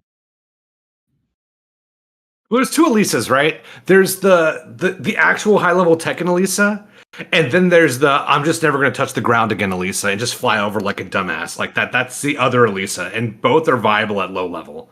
So yeah, I get that. I would have personally diminished that. I don't think that should be as strong as it is. So yeah, I agree on there, but nonetheless, 10. D4. Uh, she's cool. I don't have much to say on her. I think her design is better than the last game. A lot of people hated her design in this, and I think it looks great. Like, I don't understand what is so bad about it. I think the colors are cool. Like, it just looks good. Um, I think she's on the same level as Lily to me. Like, I probably wouldn't use her, but I think she's interesting. Like, she's I don't know. I think she's cooler than she was in seven. Um, I still hate her hop kick. That's like the most annoying part for me because that move just goes over everything, and I try to whip punish it, and it still hits. I'm like, what the fuck? Uh, but I haven't fought. Gab was saying the same shit. I'm sorry. Continue. Yeah, no, I haven't fought your Elise enough because I only fought like that one set. But I did fight it a lot in seven, and I thought it was annoying. So it probably is better now with the heat and all that. She also has my favorite throw of all time in Tekken. She has my favorite Tekken throw in history. Is it the head one or Oh yeah. yeah? Well, I'm gonna be the hater. I really dislike this character. Um, I hate the cutesy, um, kind of overly cutesy, ditzy girl thing. Um, it's okay in small doses, but it's played up way too much. I hate her costume. I think the colors look like something. It looks like something a 4-year-old would dress herself with, just a color match, which really doesn't help Elisa. Kind of, it does not help Temp against the allegations of another Dizzy. This is another 3-year-old character he's obsessed with. Um, I really hate the full sex bot skin where she has like the metal armor and the visor, and it's like this is very uncomfortable. Um, at least I'm one of those really fucking lame people for whom like throwing people in the volcanoes is fine, but you cannot have a flying anime sex bot waifu. That's too anime. So yeah, I'm gonna be the hater. And Temp said zeros are on the table. I'm giving Elisa a 0.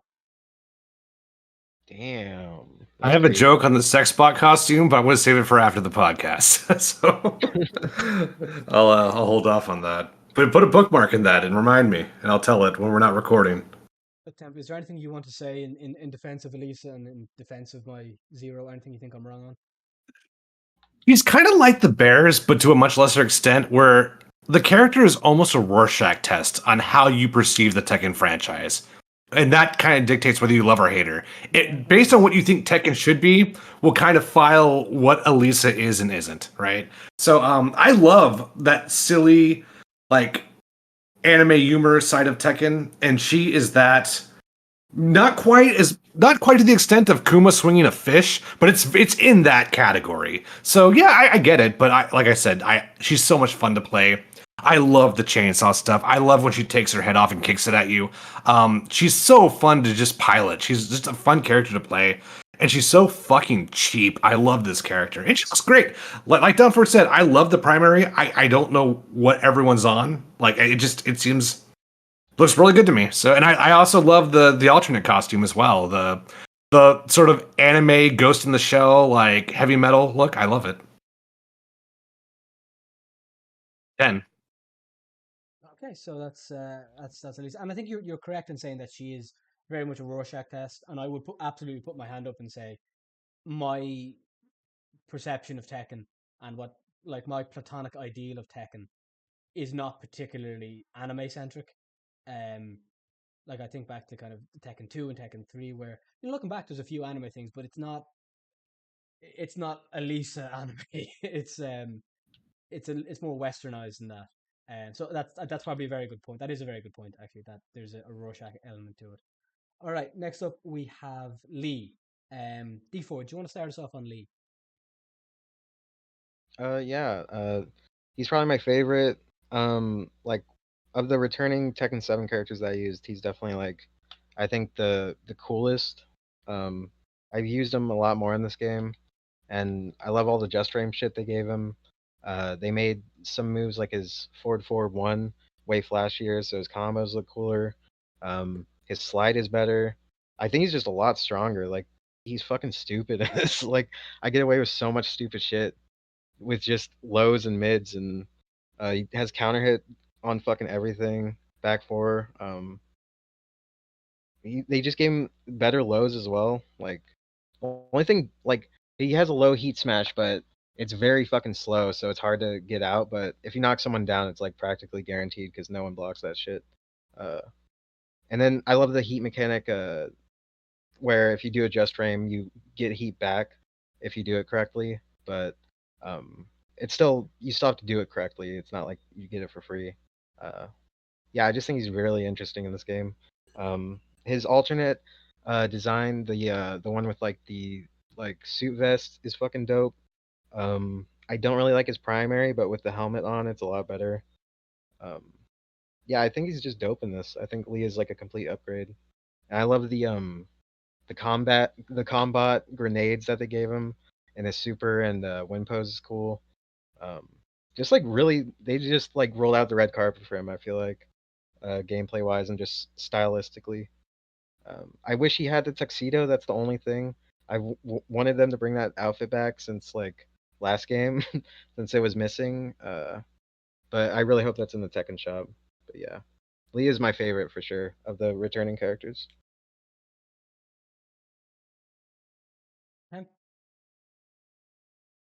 Um, I like Lee quite a bit. Always have. I mean, like I wanted to like main him in Tekken 5.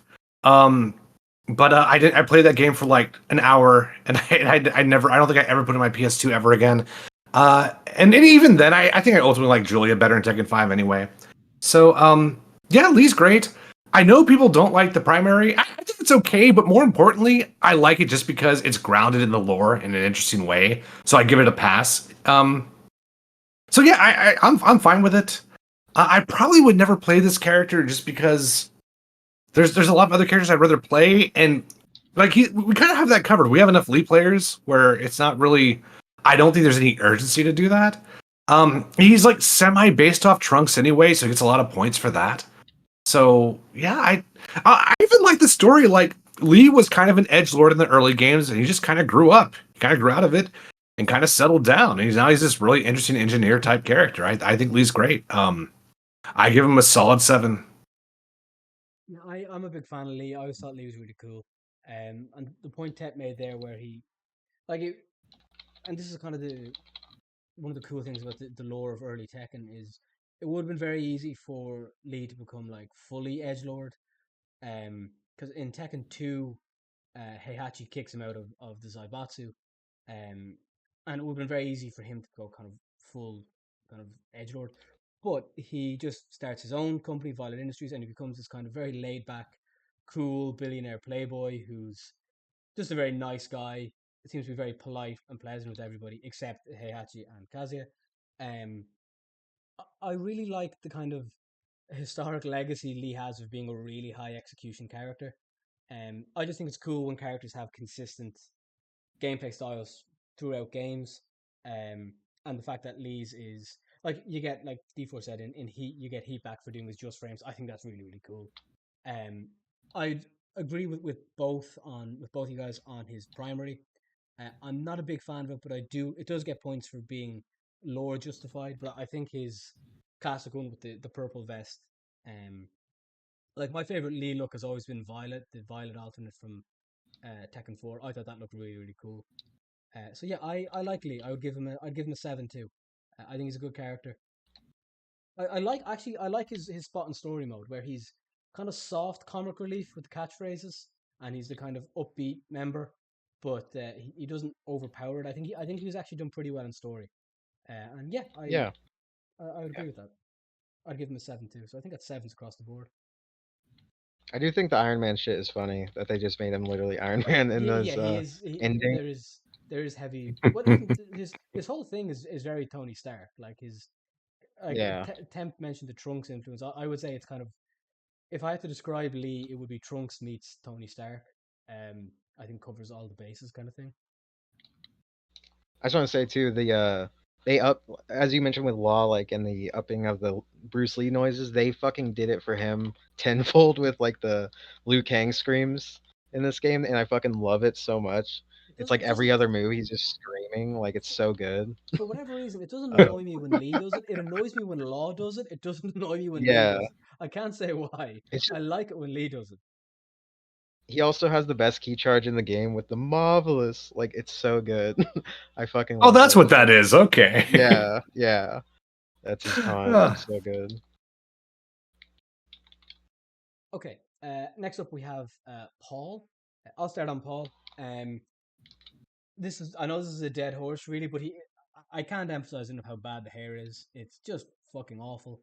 Um, I get that Paul's kind of massive updo looks very weird now, and it's like when you see it in higher graphical fidelity than like Tekken 2, Tekken 3, it's like, ooh, that does not look good at all.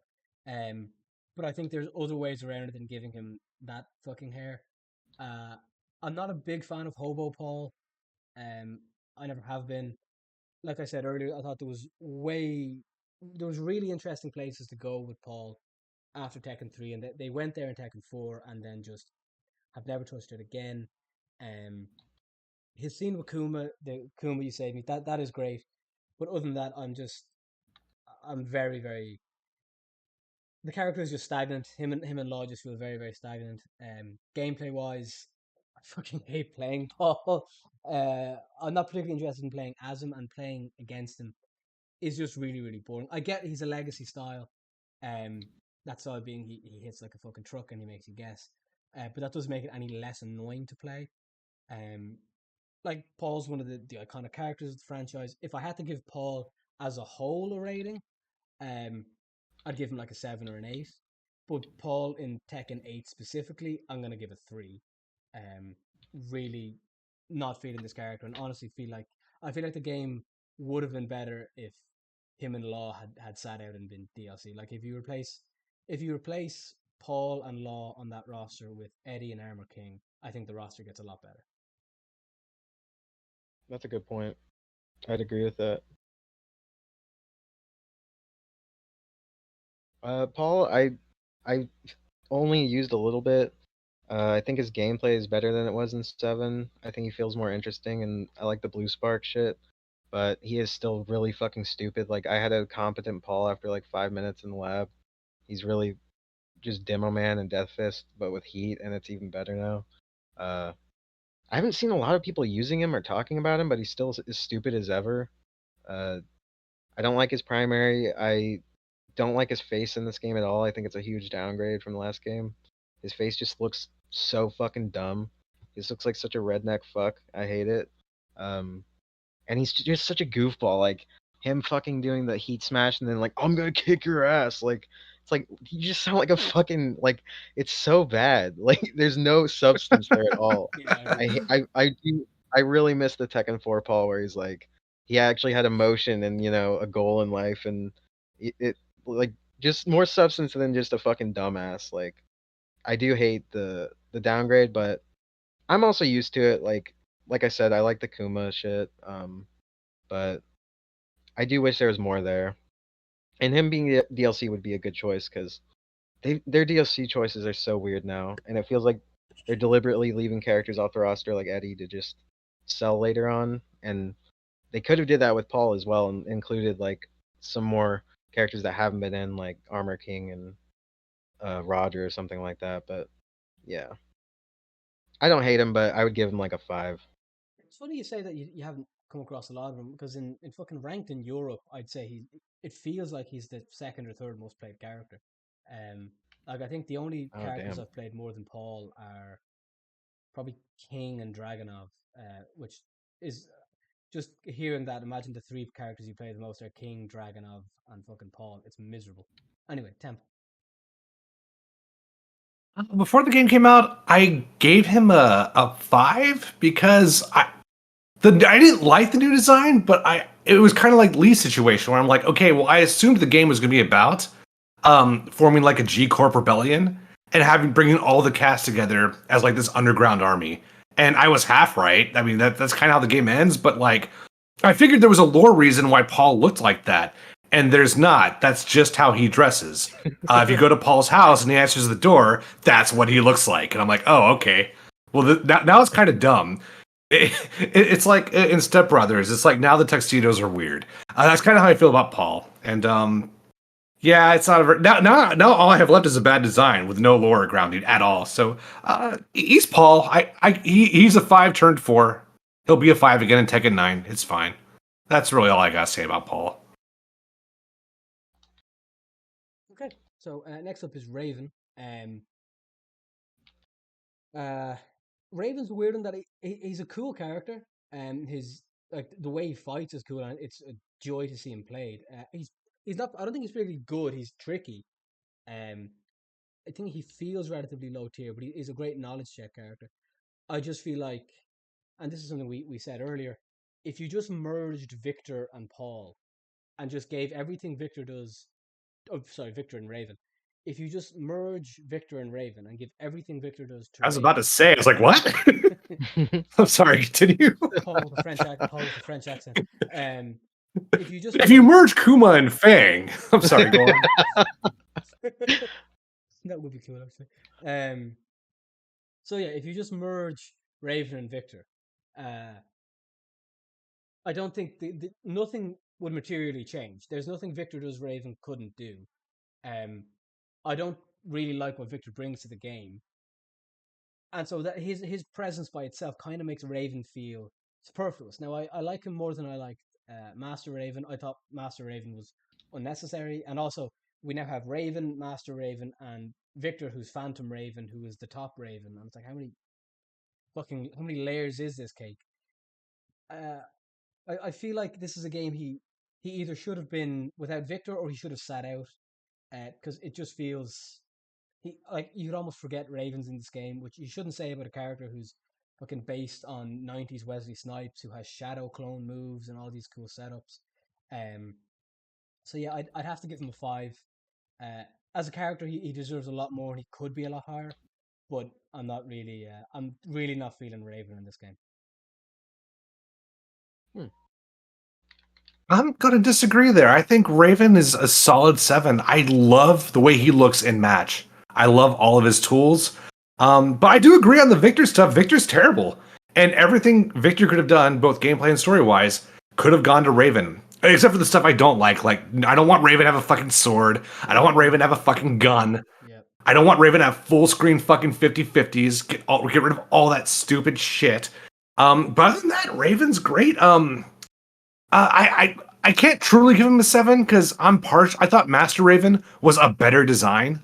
Um, and I liked Master Raven. I feel like I'm being punished for that now. I feel like they gave me Master Raven. I said it was good. And they're like, cool. Well, now it's gone. And I'm like, what the fuck was even the point then?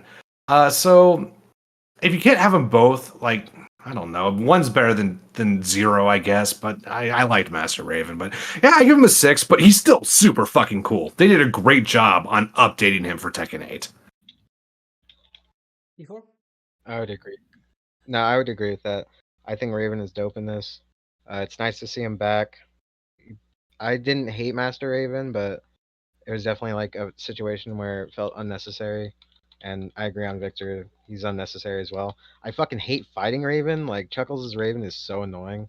It is definitely a knowledge check. As someone who has never fought Raven in Yeah, any Tekken, he's very difficult to deal with. Very mix up heavy. Very all the shadow clone like heat smash shit. I never know when to press against him. Very oppressive, but like all of his shit is super flashy. He looks awesome. he does look awesome. His Yeah, alt definitely. costumes are cool. Yeah, I didn't need to see his face without the goggles or whatever, the glasses. That's weird, but otherwise, I think he's pretty sick in this. I'd give him like a 7. Okay, so next up we have Zhao Yu. Um, I think this is basically a perfect Zhao Yu. I think this is the character being as done as well as she could. It's nice to see her weird stalker thing with Jin get some form of acknowledgement and payoff. Um, it was nice to have her like have things to do in story. Because for the last basically ever, she's just kind of padded after Jin and been like 5 steps behind Jin without ever actually really impacting the story. Um, if I was pushed, I prefer her Tekken 7 design a little bit more, but I do like this design. I just prefer her Tekken 7 one. Um, I think her model looks great. I think her moves look great. Gameplay wise, I'm not sure who was responsible for balancing this, but like just wildly fucking just a wild because like the point of Xiao Yu competitively, so far as I understand it, is you're constantly guessing and it's reset into reset into reset, but she's very low damage and she's very unsafe. Now Temp will probably correct me on that if I'm wrong, but for me that was my understanding of Xiao Yu. But now you take that, you give her really good damage. She has the best heat in the game, um, and her stances are better than ever. Her evasion is just like off the charts. Her crouching phoenix stance thing goes beneath a lot of lows. I've had it go beneath harangues down back three. Like it's wild. Um, I'm not going to take points away from her because her gameplay is significantly overtuned in my experience, in my view. Um, I'm very fond of Ling. I think she's a great character. I do like her interaction with Jin. Um, I like the kind of her as a foil to Jin and that kind of it's a softening mirror of the Kazuya June dynamic. I'll give her a 9. Um, yeah, I do like the character. I like her present. I think this is as good as she's ever been. I think her presentation is great. I think her presence and story is great, and I'm sure her gameplay is great when you're the one playing her, but when you're the one playing against her, it sucks. So, Temp, over to you. I give her a 10. I think she has the best new design in the game, and I felt that way since they revealed her, and I feel that way now. And there's a lot of good redesigns in this game. There's a lot of great primaries in Tekken 8, but she has the best one in my opinion. She's super fun. I'm very happy that I could finally complete the project of learning her that I started in Tekken 7. I've now finished in Tekken 8. Um, she's pretty strong. I mean, if you can confirm her stance shit, she's largely safe all throughout. The only time she's unsafe, you can really only punish if you know exactly what she wants to follow up with. But if you confirm all her stance stuff on hit, I mean, if you do forward, forward, four, that's plus on block, and it puts her into that hypnotist stance automatically, and you just have to guess higher mid or low. You just that's your life now. So yeah, I think she's a lot of fun. She probably needs to be a little weaker, maybe do a little less damage. Um, but they just out of the park. Fantastic character. So much fun playing her. Love the stance shit. Um, I love safety. I love the fact that I can just do forward forward 1-3, and if it doesn't work out, well, I can do whatever I want. So it's cool. Life is good.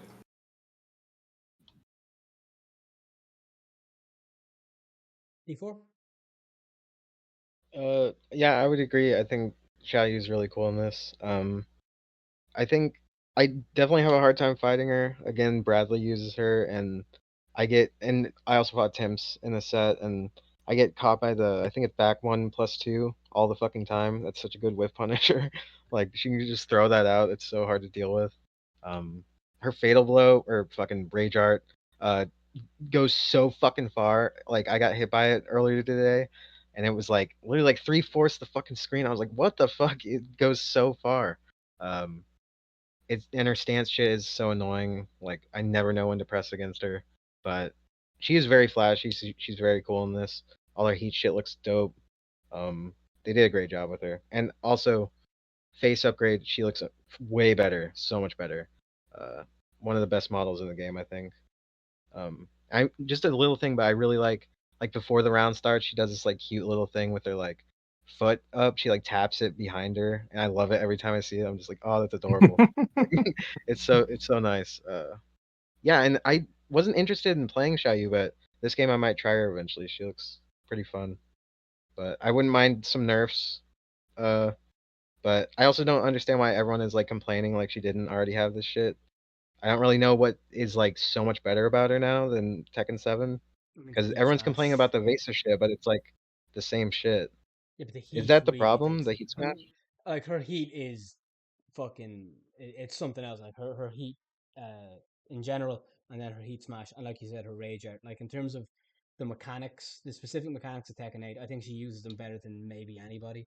Um, like actually no, Jun does, but she's definitely up there. And I think the damage has been, and Temp will be able to confirm or deny this, but from what I'm seeing and feeling, her damage has been pretty significantly increased in Tekken 8.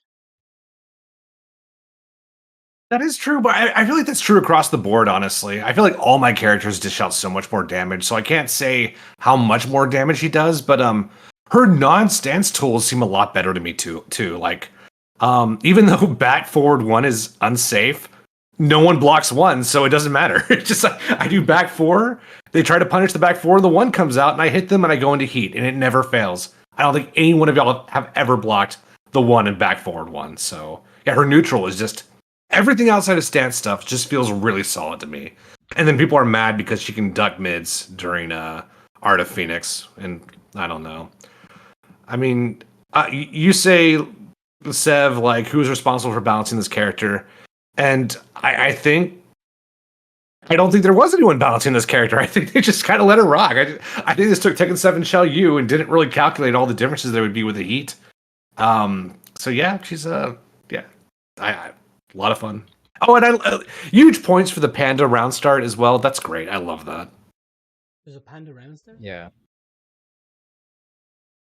Yeah, they do the little dance thingy Oh, I hadn't seen that. That's very cute. with Xiaoyu. That's very cute. Okay, so that She has one with Jin that's nice too. That I like.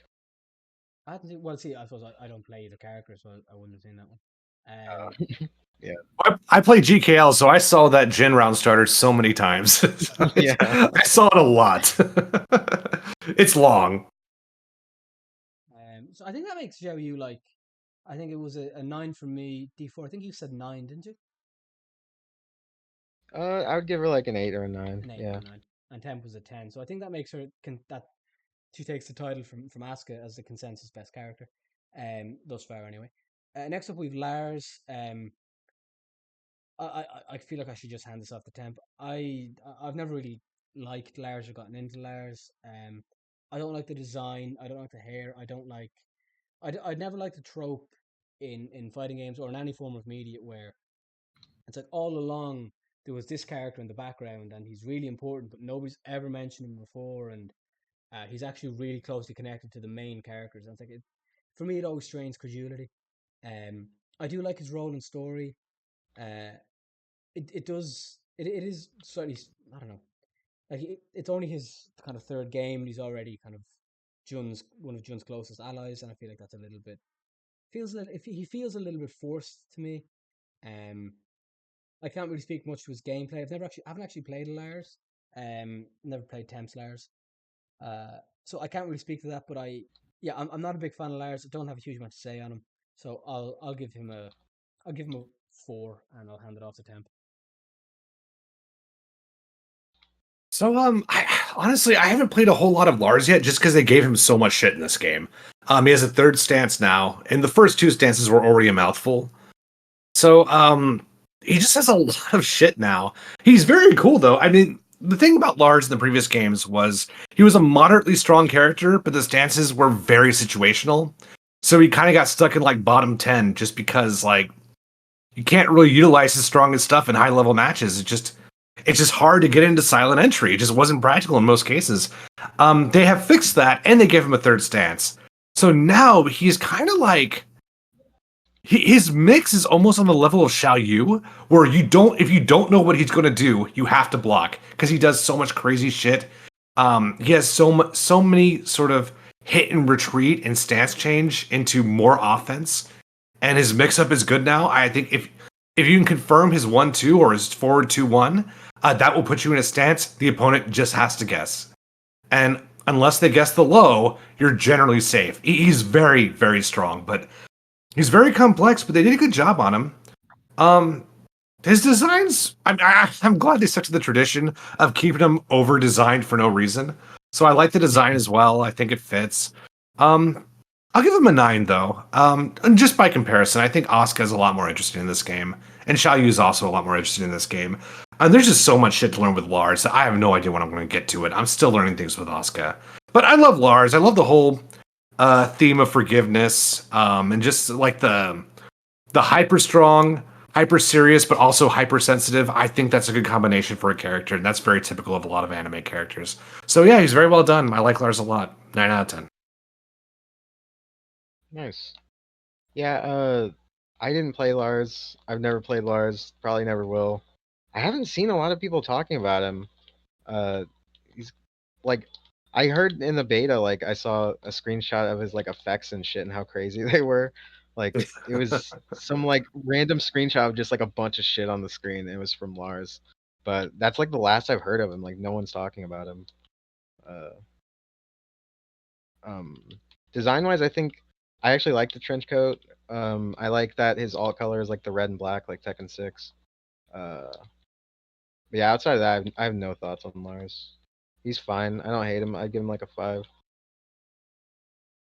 Yeah, I just as far as the effects go, like he does like I think he was literally in a Naruto game, and they kind Yeah, of he carried was. some of that Yeah. over into like his like rage art. I think that's where that comes from. So that's kind of cool, but it's hard for me to give him a 10 because I almost feel like they aesthetically, not in terms of gameplay, but aesthetically, I feel like maybe they took it a little too far. But I'm not really decided on that.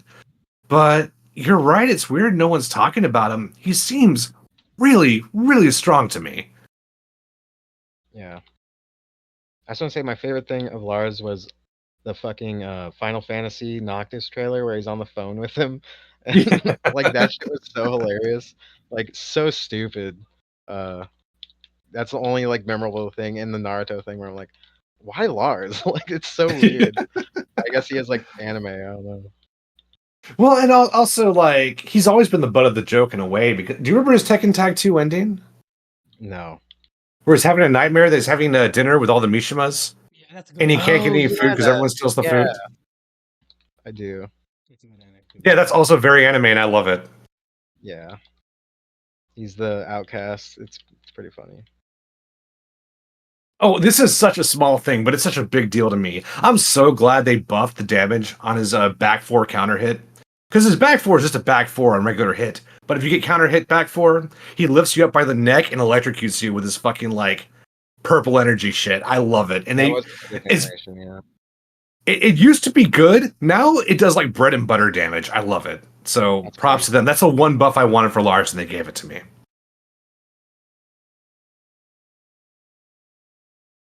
Okay, so we any more thoughts on Lars? No, not that's all I got. Okay, cool. So next up we have Jun. Um, so this is a little bit interesting in that obviously we've been waiting for Jun to come back. I mean, not counting Tekken Tag, since Tekken 2. It's very fine, Tekken. Yeah, Tekken. No, I'm right, Tekken 2. Um, I feel like when a character has that much build up to a return, it's inevitably going to be disappointment.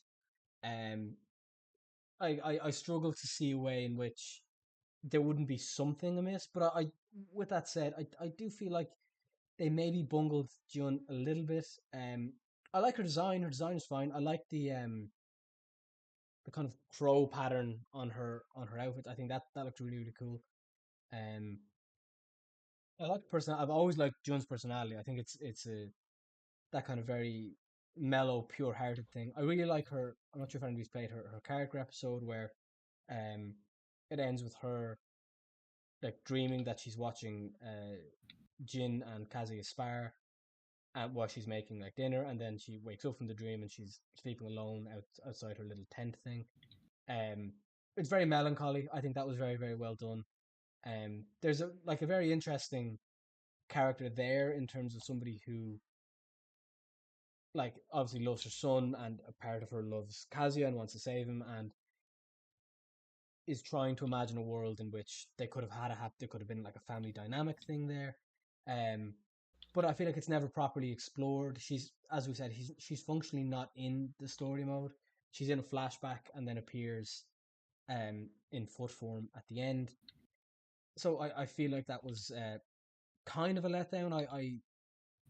I struggle to think why she doesn't play a more active role in the story. Like I said, we know that Kazama Jean can kind of suppress the devil bloodline. I thought that's where they were going to go. Where like the reason Jin beats Kazuya is because June is using the pure Kazama energy or a higher form of Kazama energy, whatever the fuck, to like really tamp down Kazuya's power.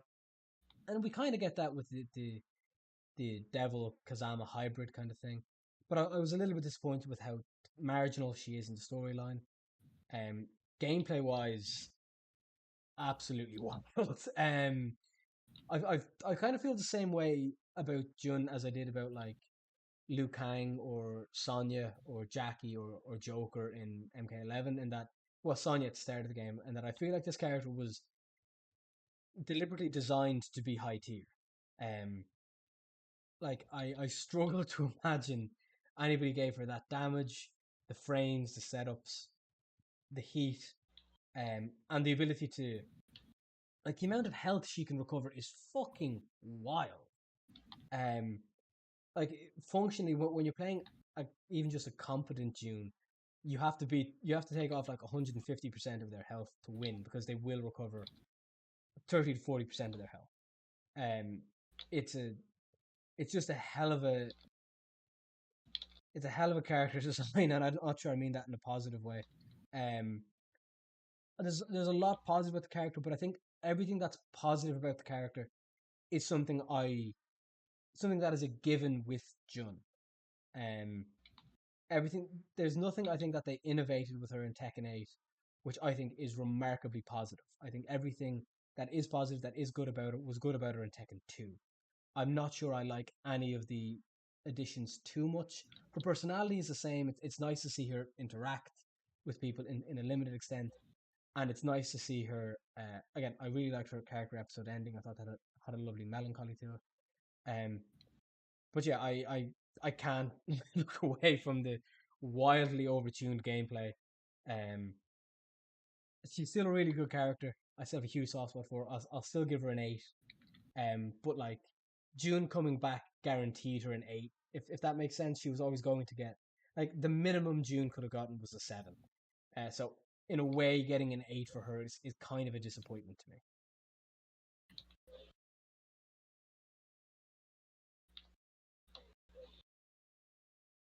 Anyone? That's fair. Uh, I don't. I only fought Gabs June and Chuckles picked her up for a minute. She is very fucking annoying. I hate her heat smash. Yeah, her That heat just smash is goes so stupid. far and it has 2 hits and it's just I don't know what to do against her strings. I feel like her strings are never ending. I never know when there's a low and I haven't tried to learn the matchup, but the little I fought of her, she is definitely annoying. Um, Feels very not. I don't know how hard she is. I don't know her difficulty level, but she didn't seem that difficult to me, just based off like seeing what they were doing. Um, and I just hear she's really fucking good. So, uh, but I didn't see her ending or whatever. So that sounds nice. Um, I her design is fine. I wish her face. I think her face is like the most disappointing to me because she just doesn't. She looks like white. I don't even think she looks that Asian in this. I don't know why they did that because she always had a very distinct face as well, and they just like completely negated that, and she just looks weird. Like something about it just really looks off to me, and it like made me not want to use her. I was interested in June before that, but seeing how she looked, I just don't even care. Uh, but yeah, other than that, like I think she's fine. I'm glad she's back, but I dislike that they only really like brought back June as like the big like oh this is the character we're bringing back. That wasn't in Tekken 7, but then like forgetting everyone else, it's like okay, but it's not that interesting. Like it's fine.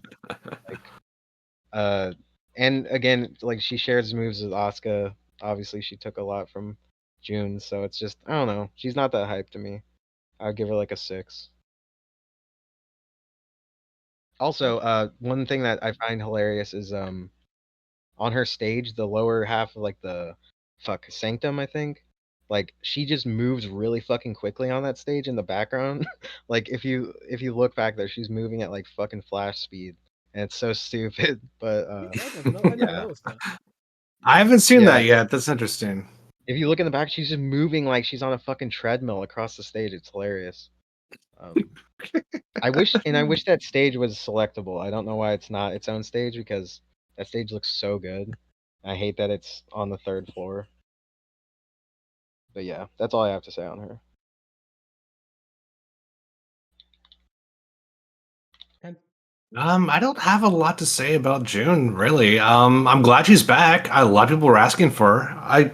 Her gameplay looks pretty cool. I don't think it was ever an issue to begin with, but she's different enough from Asuka where, like, even if they had the same moveset, I don't think that's a problem personally in games like this. So yeah, she's really cool. She's really strong. She probably needs to be toned down a little bit, but not much. It seems like most June players are getting washed out before top 4 anyway. So I don't really have a strong stance on where she should be tier wise. Um, yeah, I guess the story stuff works better in the endings than the actual story mode. I mean, she's basically a sad girl, just hurting from watching her family fight, and that's kind of interesting. And they kind of touch on that in her ending, but I just don't really.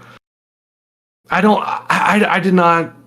I got into Tekken rather late, so I don't really have terribly strong feelings about June in this game. But I like her a lot, though. They made her super hot in this game. She was hot before, she's hot now. So 8. Yeah, I think like the nostalgia aspect with June is a strong, like for people like kind of me who played Tekken as a kid, like June is a significant part of that. Do you know what I mean? Like Tekken 2 has such strong nostalgic memories. So just seeing June back, that's why I say like she couldn't have got really less than a 7 for me just because it's June and she's finally back in a modern Tekken game. That's like Fujin being back. Yeah, it's a similar. It's kind of She the was fusion the plus. Fujin equivalent. Yeah. Yeah. Okay, so next up we have the poster boy himself. We have Jin. Um, I think we covered a lot of Jin in story earlier, obviously because he is the story. He is lacking a little bit of personality. His redemption arc is very anime. Um, I do find it very funny that the like he started World War III and caused like probably tens of millions of people to die, but it's like no, he's sorry now, everybody. Um, and it just that's a very quick way of like I don't think that defense really flew at Nuremberg. I'm just saying. Um, I like his. I think his design is cool. It's the best design he's had in a while with the hoodie. It's probably his best design since Tekken 4. Because they've just been over designing the shit out of Jin for what seems like fucking 10 years. Um, see, I've always liked Jin. I've always obviously had a soft spot for Jin. Um, he's the protagonist. There is a significant cool element to him. I do find him quite a cool character.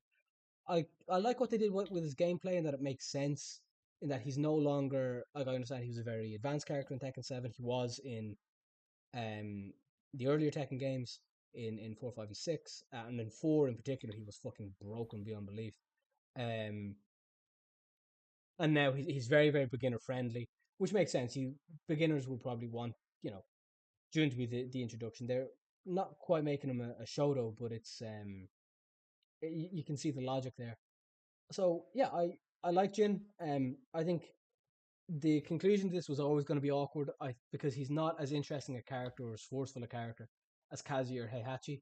So the dynamic of Kazuya Heihachi, which underpins Tekken 7, fundamentally isn't is fundamentally more interesting than the dynamic of Jin Kazuya that underpins Tekken 8. So he's always going to suffer in comparison to that. Um, but I still give him high marks. I like his design. I like his gameplay. Um, it's nice to see him. It's nice to see the story taken to a full conclusion, and I think they did a reasonable job of doing so. I think it was always going to be kind of corny to a certain extent, um, and they went very very anime with it. They went very anime with it. I like his interactions with Devil Jin. I like that kind of that dynamic that's established. Um, he does lack. He he has good chemistry with certain characters. I liked his chemistry with Reina, Huarang, Kaz, Zhao Yu. He's a little bit more vanilla than you might like, but vanilla is still I like vanilla. Vanilla's good. So I'd give Jin a solid 9 out of 10. Wow. I like Jin. I would give him like the softest of 5s out of 10s. I have no thoughts on Jin. I've never played him. I don't know how he works. I'm told he has an electric. I have no thoughts on this character. I will What say I did see in Tim. story mode was boring as hell, so that doesn't help him. What's up? Oh, I was just gonna mention like the lead up to Tekken 8, I saw you and Benev talk about Jin's story probably like fucking 9 times in gameplay chat. Like the hot debate of the Tekken 6 war and Jin's fucking God, I was so tired of hearing about that shit. So just to summarize that briefly, okay, so that is a really good point, and it does make my previous statement a little obscure. The character I have no thoughts on, but my understanding is the implication, or it's not even implication, but this is a case you can make that Jin was being manipulated by Azazel subconsciously to resurrect him, and that's why Jin did what he did, and he had partial agency, but not full agency. Now, I realize, like, if you tried to pull the Devil Gene defense at the Nuremberg trial, it wouldn't work quite as well, but I do feel like this is a different situation. Well, see, So I think something. my read of the Yeah. Jin starting World War III thing is that it's not so much he was under the influence of Azazel, it's that he, and I could be wrong, but that he was aware that his and Kazi's power was going to awaken Azazel, and if Azazel awakens, the world, he destroys the world. And Jin was concerned that if because he'd been getting nightmares since Tekken 5, I think, and that was the build up to Azazel. That was Azazel's influence on him. And then he started communing with Azazel, and Azazel kind of realized who and what Azazel was. And his concern was, what if Azazel awakes when Jin is dead, or when Kazi is dead? So essentially, when there's no one with the power to stop him, what if the power of the Devil Gene awakens Azazel, but there's no power to actually stop him? So he starts World War III and kind of generates that conflict, because it's that kind of conflict in conjunction with the Devil Gene that will awaken Azazel, so he can kill Azazel. So it is technically for a good reason, um, but he still starts World War fucking III. Well, but I don't think there's a contradiction there. I think both things can be true. That was his logic, and that logic was also indirectly influenced by Azazel, right? Yeah, yeah, maybe. Because like every time Azazel does wake up, Azazel just gets bodied. He just gets the shit kicked out of him. So it just I don't know. And the the storytelling doesn't really clarify one direction or the other. But as I always say to Benev, like, okay, well, it happened. Maybe you didn't like that it happened, but like now here this is where we're at. This is how we got here. So what would you rather have him do? I mean, because technically Jin doesn't have to do anything. He can stick his thumb up his ass. He doesn't have to stop Kazuya. I mean, he has two thumbs. He can put both of them up his ass and do nothing. So, like, a redemption arc seems like the only way to go, even if people are still bitter about the whole World War thing, right?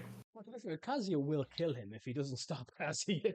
So, like, he must have a personal investment in the matter. I mean, it does. I don't get that vibe. I don't think Kazuya thinks about Jin like ever. Like until like Jin's like right in front of him, he's like, "Oh, I do have a son." Like I don't get that vibe. I get the impression Kazuya is like vaguely disappointed in Jin at all times. In that, like because like even just the way he interacts with him, particularly at the start of Tekken 8 story, there's a vague kind of like, why aren't, look, all the at the genetic gift I gave you, why aren't you better, kind of thing. That's the vibe I get off Kazuya. But like, Kazuya is trying to destroy the world. Jin lives on the world, so Jin would probably die. Is my point here. Yeah, maybe. I don't know though. I just feel like that if you take Tekken 7, or sorry, Tekken 6 at face value, I don't think you. I don't think the conclusion that he just started World War III to stop Azazel holds up, because that makes Jin look fundamentally incredibly stupid. So even if you could rule out the idea that Azazel's influence wasn't causing Jin to lose agency, I feel like until that's rolled out, you gotta stick to that story. Otherwise, Jin's never mind being evil. He's just a dumbass. So I feel like that implication saves the character. I mean, I wouldn't object to Jin being turned dumb. I mean, I don't think Jin has never been characterized as particularly intelligent. I mean, look, I agree. I think your way is probably a better way of looking at it. But if the kind of conclusion reached was, well, yeah, Jin's kind of dumb, I wouldn't object to that at all. But even, I mean, that also is not a Nuremberg defense, right? You can't just say, "Look, I'm kind of dumb. I did something really stupid here." What's that? You can't do Was it that. Alex Jones and the Joe Rogan podcast. I'm going to be honest with you. I'm kind of retarded. Just like that at the Nuremberg trials. I'm going to be honest with you. I'm kind of retarded. Didn't realize what we were doing with the Jews until it hit me. Okay, Things thank got you. way out of hand, though, right? Things escalated. It was all fine, and then look, one thing led to another, and next thing you know, anyway, okay, before we get into very dicey territory, um, Victor. So I think this will be pretty quick because we've covered this. Um, I like Vincent Cassel, the actor who plays Victor. Vincent Cassel, incidentally, was married to Monica Lewinsky for I think 15 years. Or beg your pardon, not Monica Lewinsky, Monica Bellucci. There's a wild difference between those two fucking women. Um, that's just the name Monica in the 1990s. Monica Bellucci, the incredibly gorgeous Italian, so fair play to him in that regard. So Victor, in that regard, is the greatest coxman in Tekken. Um, but the character is superfluous. I hate his design. Um, I hate the gun. I hate the sword in like a weird. It's like a. It's almost like a Final Fantasy looking holster kind of thing, if that makes sense. Um, I hate his gameplay. I hate what he does in story. Um, he is a total swing and a miss for me in terms of a new character. He feel this is a grave insult. He feels like a Tekken 7 new character in the same mold as Gigas or Gigas, however you pronounce it, Josie and Lucky Chloe and Claudio before this. In that it hits no bases.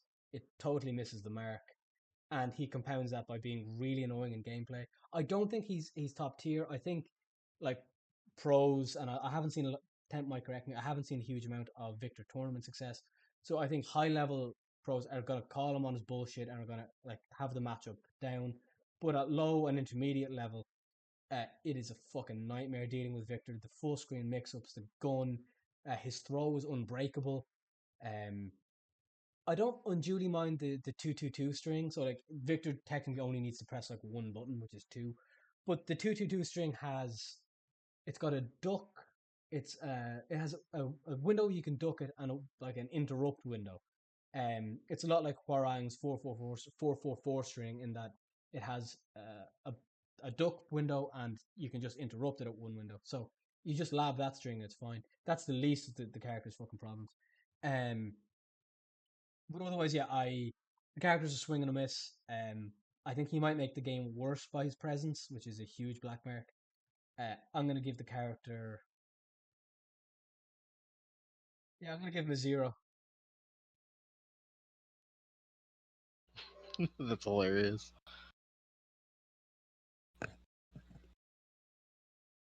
Yeah, Victor, I would agree. I don't like. I didn't give a shit about him before the game came out, and then I saw Benev playing him. I'm like, he looks kind of interesting, at least like visually. Like he was flashy, and he was like fucking me up. So I was like, damn, he's pretty good with him. But then I realized like Victor was a super scrub character, and I was like, oh. Yeah, I gotta And give Benev I credit. definitely don't like fighting him. Yeah, Benev had that sniffed out on like release day. I'm not sure, like, did he just immediately Yeah, lab yeah, Victor? But he was like, "This is the scrubbiest shit I've ever seen." He had that down. Like, he could have won yeah, fucking day one Evo with that shit. It was incredible. yeah. He was taking matches against my king. I was like, damn, this is actually kind of crazy. Uh, yeah, he's definitely annoying to fight. Um, I'm not gonna name names. It was funny when like a week after the game came out, someone suddenly switched mains to Victor, and I was like, I wonder No, why. name names. And it's Name like, names. This well, is a he's like, place where we name no, names. Please name names. I can't. But like, if you know, you know. But yeah, um, fuck Victor. I don't give a shit. And yeah, that's who I'm talking about. Yeah, I thought so. uh, I I would mean, give him like a one. I he's really also don't give a fuck the. about him. I will say to Victor, I think Victor has an immortal place in Tekken memory in that LTG is maining Victor, and so Victor is there for some of the greatest salt Oh, we've is he? seen. Wow. Yeah, he's maining Victor. He mains Victor and Feng, Oh my god. and I some of the gotta get greatest on that. salt, That's some of the hilarious. greatest salt you will ever see. There's a salt explosion against an Azucena, which is honestly one of the best salt explosions I've ever seen, and I'm a connoisseur of salt. You have to link me that because that I will sounds actually. fucking great. I'll put that in the chat. He would use Victor. That is fucking hilarious. Ten? Yeah, 0. I don't like the design. I think he actively hurts other characters by being in the game. Agreed. I don't like the gameplay. The full screen 50/50s are just it just doesn't feel like Tekken to me. I hate that his sword looks like it came out of a game from the Dreamcast era. I don't nothing about Victor works in my opinion. Um, yeah, he's a 0. I want to fit in and give him a 0, but I will say Benev pointing out his yells. It was pretty funny. Like I love his stupid yells when he's like just mashing shit. And Vincent Castle is cool, so I'll give him that. Yeah, his yell. I won't do it obviously with fucking headphones on or doing ear splitting. But his yell for like his, I think it's a back two launcher he uses. It's like silent. Yeah, That's a very yeah, interesting yeah. noise. I hope they didn't ask fucking Vince Cassell, who's like 65, to make that fucking noise in the recording booth. I hope they got someone to do it for him because that's just wildly undignified. Yeah, I do wonder if that was him or not because it's so loud. Oh, and I like his stage too. Like the boat is pretty cool.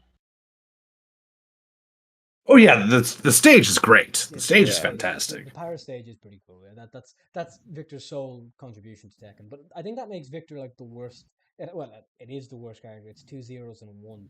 I'd be shocked, even looking at the rest of the roster. I don't think anyone's getting 3 zeros. So yeah, that is. I think we can preemptively crown the worst character in the game as Victor. But from the worst newcomer to, I think I'd fight anyone who says not the best. We have Reina. We've talked about Reina at length. Uh, just briefly, she was the first character I tried, and I took her up to yellow ranks. Not that anyone else, but I took her up to yellow ranks before realizing this character is a proper mission. She's actually quite technical. She's very spam friendly with her 222 into Heaven's Wrath stance, but like to get the most out, Rain is I think one of the strongest characters in the game. Um, like used in terms of like if we want to do tier list predictions at some point in terms of like where we think everybody's going to end up. I think Reina will end up top seven. I don't see her better than maybe the top five, maybe fifth. Um, but that's going to take a while for people to unpack and to really get shit down. But she has every tool in the book. Um, like they took the concept of Heihachi being a more offensive, aggressive Mishima and dial that up to 12 and then made her a lot flashier with some of the cartwheel stuff. Um, I love her design. I think her design is awesome. Uh, the purple accents is really works. The kind of attitude, the little smirk really works. I don't know who her voice actor is. Obviously, Temp might from animes, but whoever her voice actress is really sells the character perfectly. With the tone and the kind of attitude and intonation. I love the as I said, I love the anime trope of like the super cutesy outside and then the bitchy internal monologue. The only kind of drawback I would have for the Devil Gene thing, but also she's a little bit, um, she does feel a little bit kind of forced, a little bit smashed over, which is fine. I mean, I think she's probably the face of Tekken 8, and I think she'll be one of them. Kind of obviously, look, Tekken 9 won't come out till the early 2030s, but I think she will be a prominent character in Tekken going forward. And look, Jin was smashed over in Tekken 3, so turnabout's fair play. But that'll be my only drawback keeping her from being a 10, in that she she's too kind of forced to feel entirely cool. She'll be a 10 in Tekken 9, if that makes sense. But right now it's still a little bit, there's a little bit of Roman Reigns going on there. Not Roman Reigns now, Roman Reigns like 3 years ago. Um but with that said, I'll still give her like a 9. I think it's a really, really good character. I think it's the best newcomer they've had since Tekken 5. Um and probably the best, yeah, I mean of the um probably the best newcomer in one of the big three fighting games in a long time. Would anyone have anybody in MKX, MK1 over Reina? Anyone in Street Fighter 6? I don't think 6. Maybe 5. But I think she's really, really well done. And the fact that she is kind of inserted as the next generation of Mishimas and doesn't feel wildly out of place, I think is a huge compliment to her. So yeah, I'll give her a 9. I'll give her a solid 9. Damn. I don't really like Reina that much. Oh, I fuck you. think she's pretty forced. Yeah. I hate to be like a Debbie Downer, but like I don't know. willing to give her a chance pre-release because I wanted, someone that played like Heihachi, but she doesn't seem to like really play like him all that much. I like the way her electric looks. Um, but design wise, I don't like it that much. In the one design with her hood gets knocked down, so that stopped me from playing her. And just everyone using her online with all the shitty customs that people make. I don't know why that bothers me so much, but I just hate like people doing that because they look fucking awful. Yeah, like Um, if anybody listening to this does this, considering yourself on blast, like it's fucking ridiculous when people make characters look not like the characters. That really drives me up the yeah, wall. Like I and it played seems a, go on. no, go ahead, just I go was ahead. gonna say I played no, it was a Steve in ranked the other day. He was done up to look like Ken from Street Fighter. Look, which that guy probably plays Ken in Street Fighter. That's fine. So do I. But like, you're not playing Street Fighter. You're playing fucking Tekken. You're playing a different Yeah, character. I just, yeah, man, that just hate that. Or one thing you'll always see is invariably if you play like a law from Spain or Italy, anybody European will know this fucking struggle. They will have like altered the skin tone and given them a beard and like so that's just what you look like. You just yeah, customize the character to look like you. And I don't know that always like annoys me. Like imagine if I fucking played Jin and I made him ginger with a ginger beard. Like and I could give him an yeah. Irish accent. It would just be fucking stupid. It wouldn't be the character. So I feel you on that one.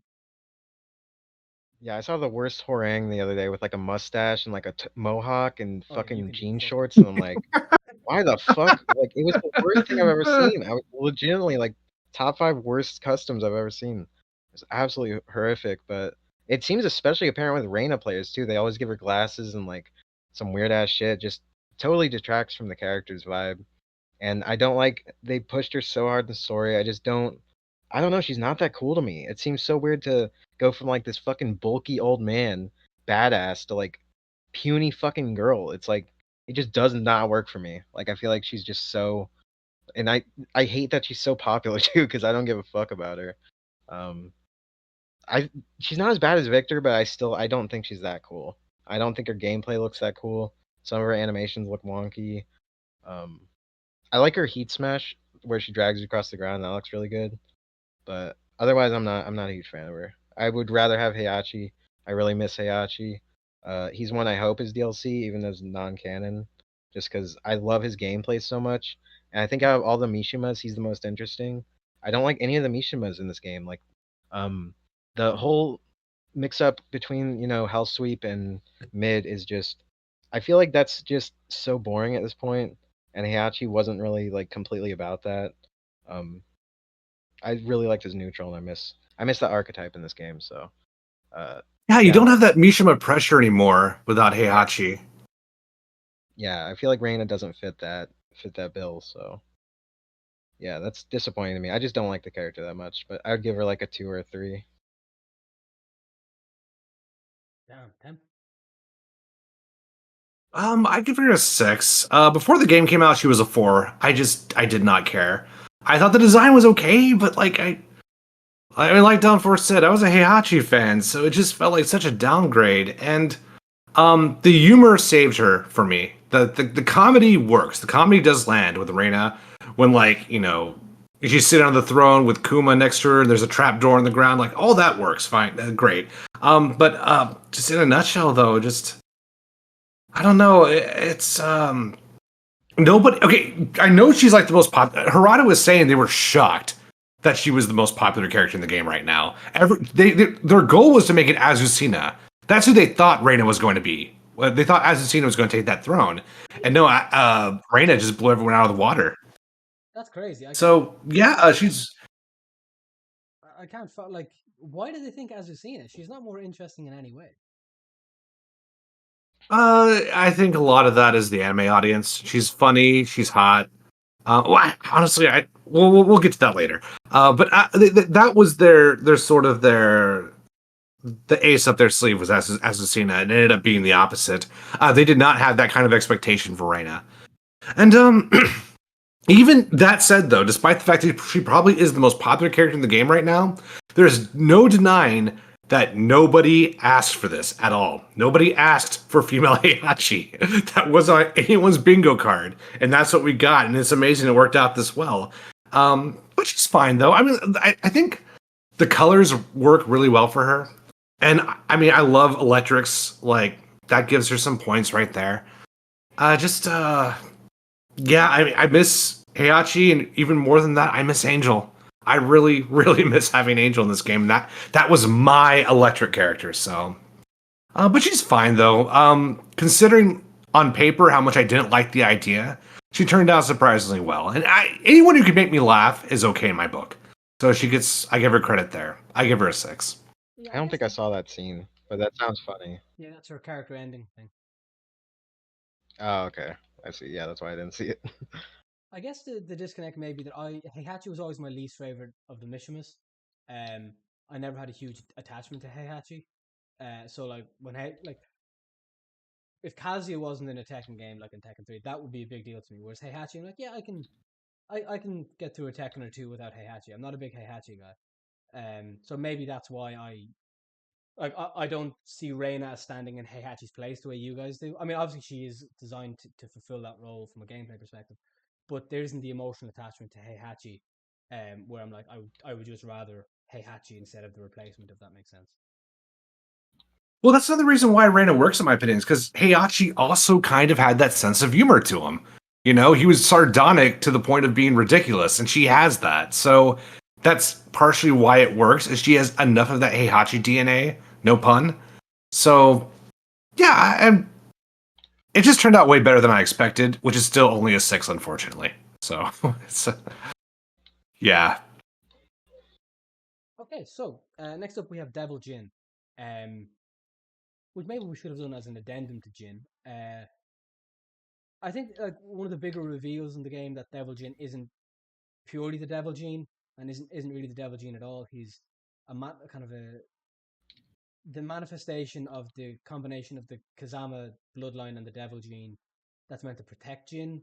Because to be fair, it has come out. The primary times it comes out in canon is at the end of Tekken 3 when Heihachi shoots him in the head.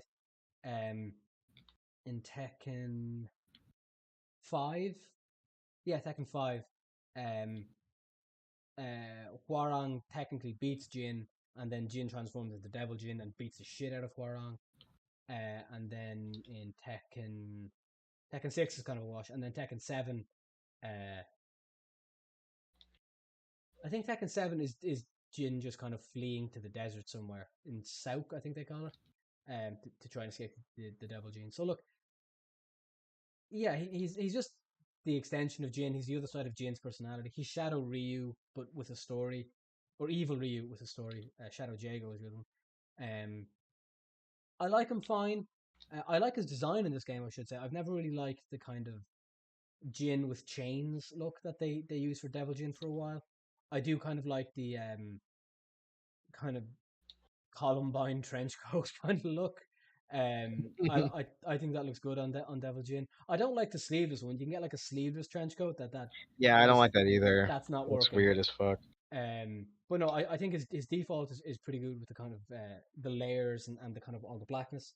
Gameplay wise, the character is fucking absurd. He at least has the grace to be reasonably technical, but like his heat smash is a full screen psycho crusher that's safe on block that I think is like 14 frames and hits for like 60%. His damage is massive, and just even basic damage like his 1 2 3 4 is like a 10 frame punish that hits for 60%, hits for 60 damage, and it's easy as pie. Like he's a if it wasn't for the fact that Dragonov is in this game, we'll talk about that later. But if it wasn't for the Dragonov in this game, Devil Jin would be ludicrously busted.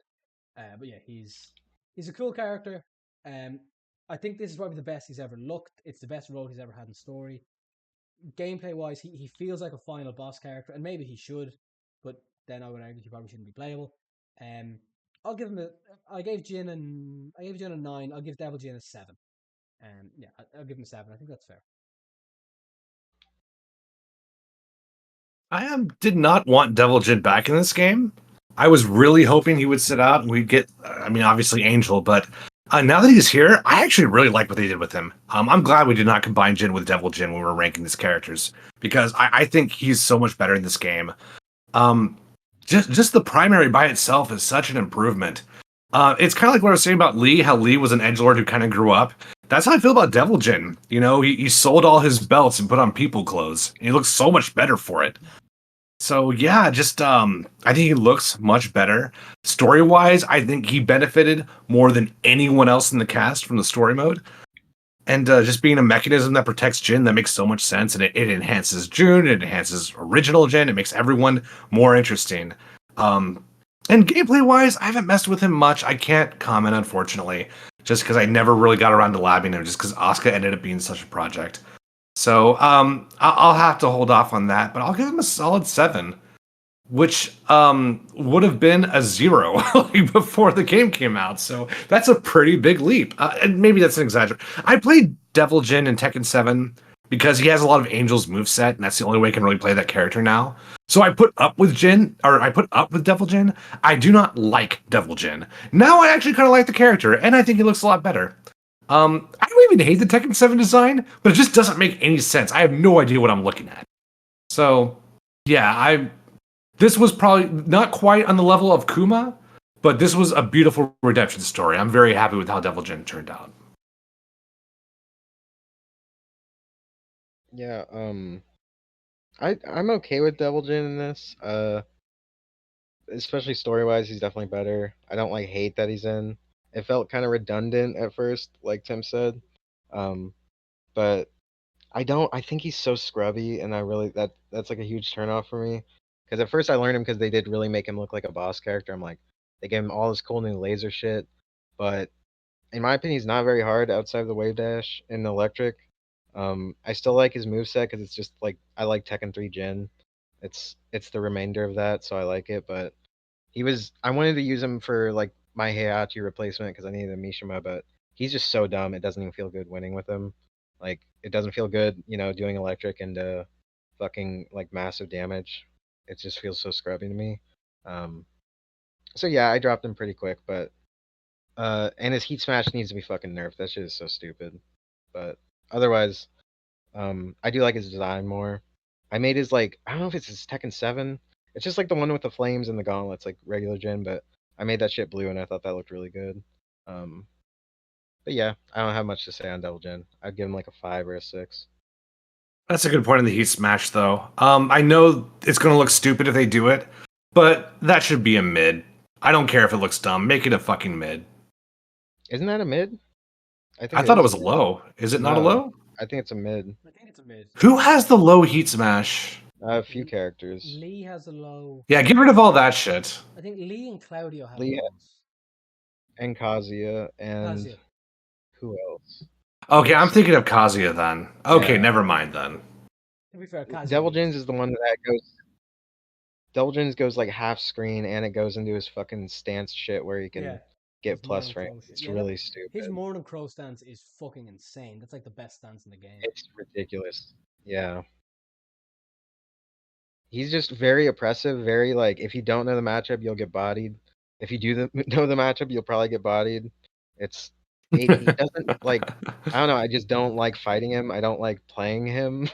Like cuz it just doesn't feel good winning with him. Like especially people that are new to Tekken, it's like, "Oh, I'm beating you because you don't know that like how to like react to a fucking hell sweep." It's stupid. And So he's just yeah. got so many options. Like I mean, his the kind of like air backdash fly stance thing, like that is Yeah, that thing is a fucking killer because you think you've adapted to everything else, and then that just starts coming out and starts punishing on everything. He's just got right. like I don't really object to Devil Jin being kind of OP as a concept, um, but like Devil Jin, I'm always surprised when I remember that Devil Jin has never been like an end boss. He should be an end boss. I don't think he should necessarily be playable. I think him as a final boss makes more sense. Mhm. Was he a sub boss in Tekken 5 or He was, yeah. Tekken? He was a sub boss in Tekken 5. Yeah. Okay. Yeah, so I've accidentally closed the select screen. Bear with me.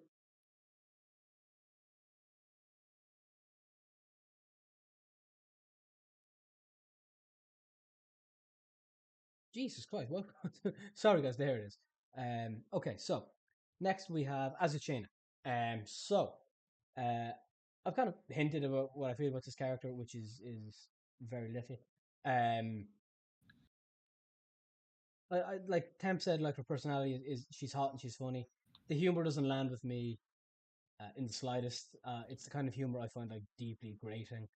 Um, I don't find it particularly hot because sex appeal can be used as charisma, but I find like it's difficult to pull off sex appeal when it's like here she is in a bikini, here she is in skin tight leather. It's like you just it's too. I don't want to meet a girl labia first, if that makes sense. Um, I'll if you're a Smash player, I'll explain what a labia is later. Um, I just the gameplay is also really fucking frustrating. Like her running 3-2 is just ludicrous. I'm not sure if anybody saw. I think it was either JDCR or Knee. Um, who just went through like an entire Twitch stream basically just using running 3-2 or running 3-2. Um, it's just it's oppressive in the extreme. Um, her damage is incredibly high. Yeah, I'm not a big fan of this character. I gotta say the humor doesn't land. There is no story effectively. The humor doesn't land. The design doesn't land. The gameplay doesn't work. And for me, I this is something Harada kind of mentioned as a design philosophy, where they like to get characters from kind of different parts of the world for variety and that kind of stuff, and it makes sense. Um, but to me, I've never really enjoyed that kind of thing, partially because I know if you're ever to make an Irish character, not the Williams sister, an Irish character, it'd be like a leprechaun. It'd be like a guy with red hair in a fucking green vest with a shillelagh and a pint. So like you got like Azucena who has a farm in the Andes, like a terrace farm and coffee, and it's okay. That's fine. But like if you were to try that in Ireland, it would just be like it would be really fucking grating. It would be like a fucking the American version of what Dublin is. Be like the stage would be a St. Patrick's Day parade kind of thing. Um, so that kind of that shit just it just misses me entirely. It doesn't really appeal to me at all, and that's something we'll cover with Shaheen as well. It's and Well, it's it just would be like it wouldn't just be a leprechaun. It'd be like a hot ass leprechaun, and she'd be in every Tekken game after that because she'd be so popular. I was going with a male. I thought it was a male leprechaun. I thought you were about to call me a hot leprechaun. I was like, well, thanks for that then. Um, but yeah, No, no, I'm talking about. I'm thinking. I'm in Harada mode. I'm thinking like what Harada would do. It'd be a leprechaun in a bikini, and everyone would play that character. no, I am seeing more of like a slightly chubby Irish guy. Um, think a likable Conor McGregor, like Conor McGregor who isn't a complete scumbag, kind of chubby, in like a green three-piece suit with the St. Patrick's Day parade in the background. That's what I envisage. If you tell me Tekken are making like a legitimately Irish character, that is what I am expecting, and that would make me not buy the fucking game. That would When you be tell me to picture a likable McGregor, it's just static. I just see like gray static. There's nothing there.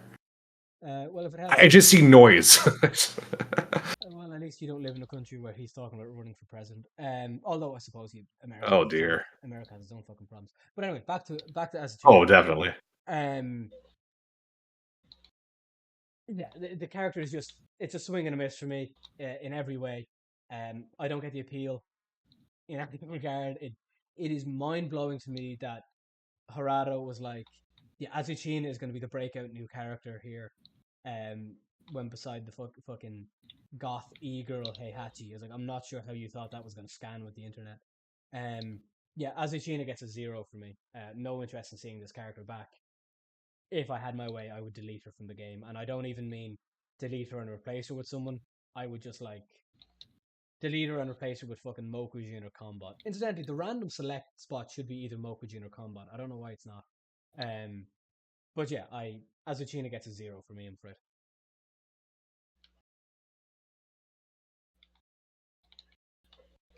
I don't mind her that much. I feel like she's at least on par with the Tekken 7 newcomers, like in terms of um I don't know, just like being interest level. Like I find her slightly more interesting. I think her design is better.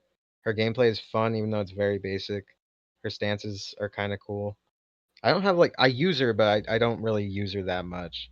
I got really bored of her quickly, but I think her personality's fun. I like the representation, and I like that there's some like alien shit with her, like all the UFO shit on her stage, and alluding to that. I wonder what that's all about. I thought that was Um, just an Indiana Jones reference. I don't know, it might be, but there's like several references in her Yeah, move it's like set to it's like ancient alien stuff because yeah, like the because it's not just Indiana Jones, but that god awful fourth Indiana Jones movie, where they have the alien temple in the middle of the Andes and the Amazon. I took it as yeah. that kind of reference and an El Dorado kind of reference. I don't think it like I'm not expecting an alien It reveal in Tekken 9 if that makes sense. would be. Well, I would.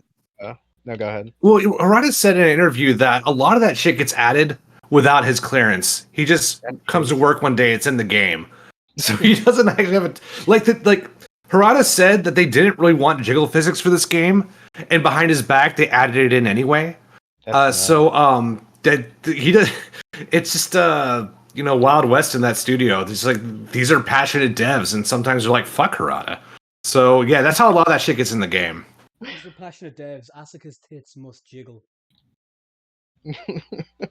I mean that's how I do not defend them, but that is what happened. Yes, that is an accurate depiction of how that went down. Yes. They just get the character design from Asuka and they're like, let's just up this to an E cup and let's get some fucking bounces in here.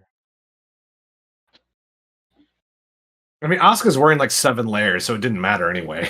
It didn't make a difference.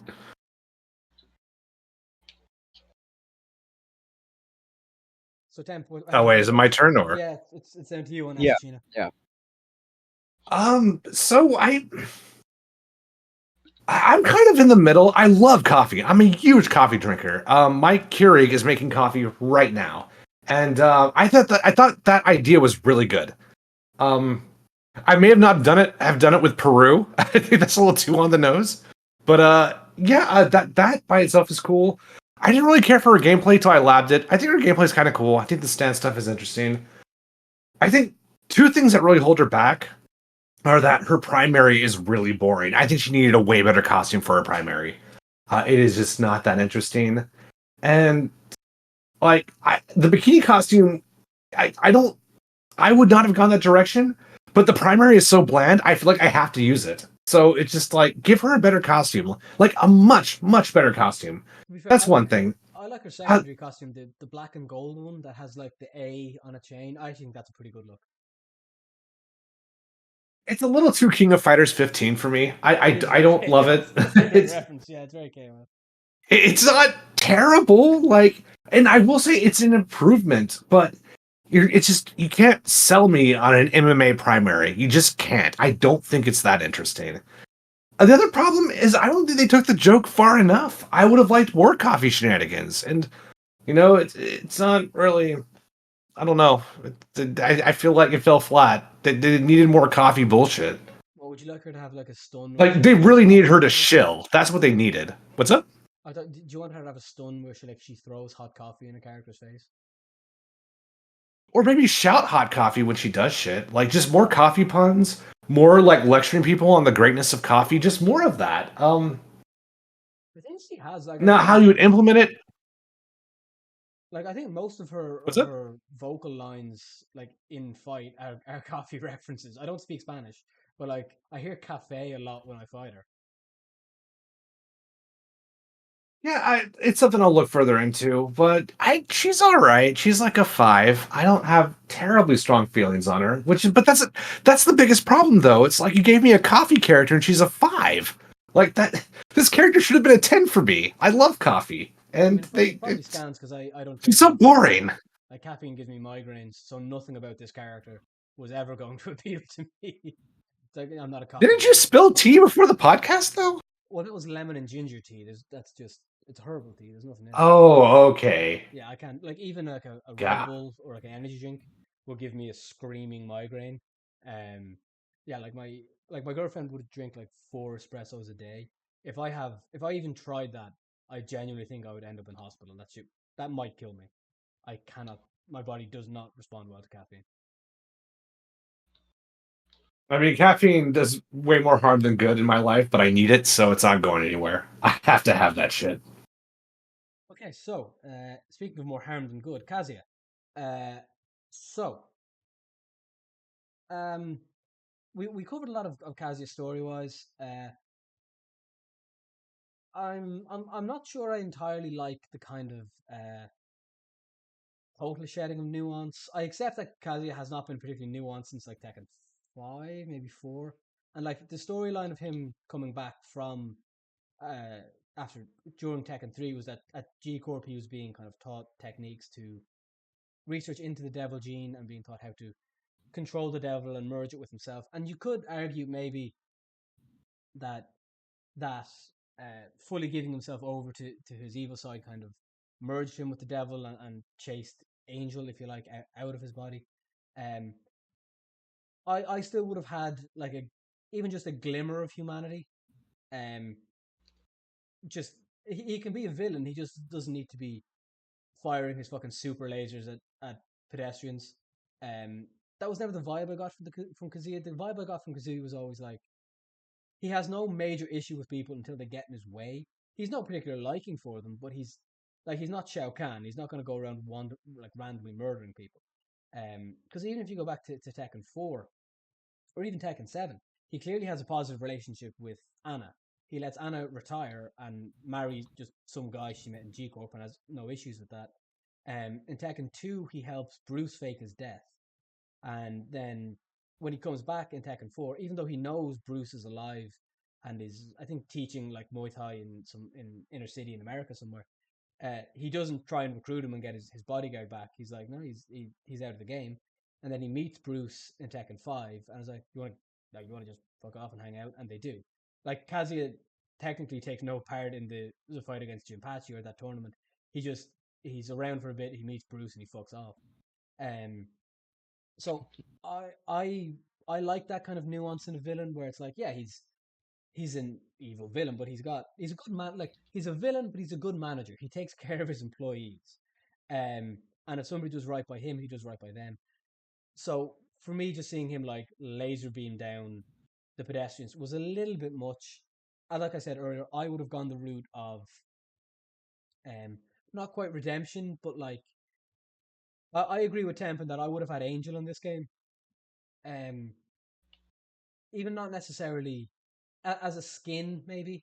I know Temp loves Angel because like I know hope and that kind of stuff is very, very important to you philosophically. I would like Angel just as a that's how I would have done it. In that Kazi is Angel is reawakened by June coming back, and there's that kind of withdrawing from the strength of Kazuya, and he can't like muster the full strength of Azazel, and then Jin beats him. That's how I would have done it.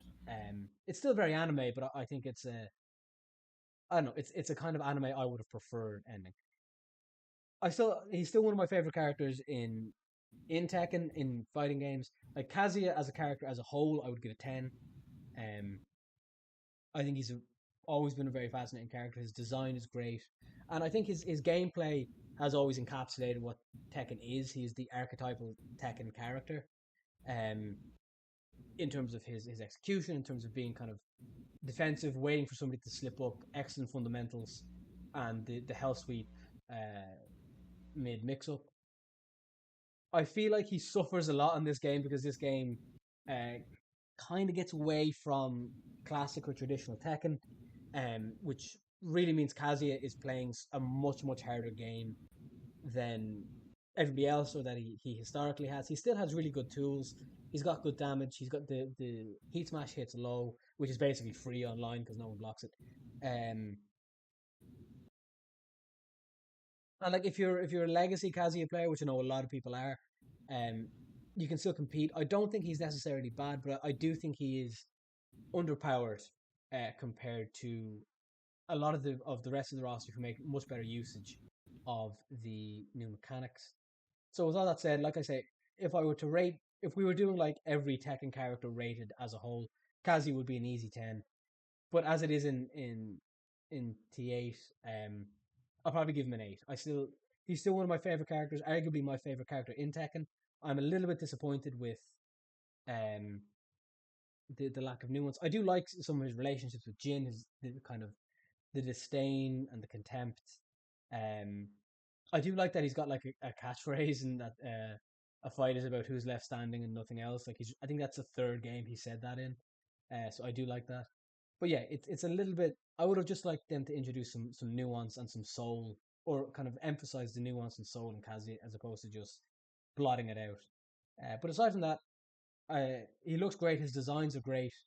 Um, I really like the devil transformation in Heat. I think that's the perfect amount of devil. The true devil stuff is way too far. But the wings, the purple skin, that looks solid to me. And so yeah, that's Kazuya. So hand it over to one of you guys.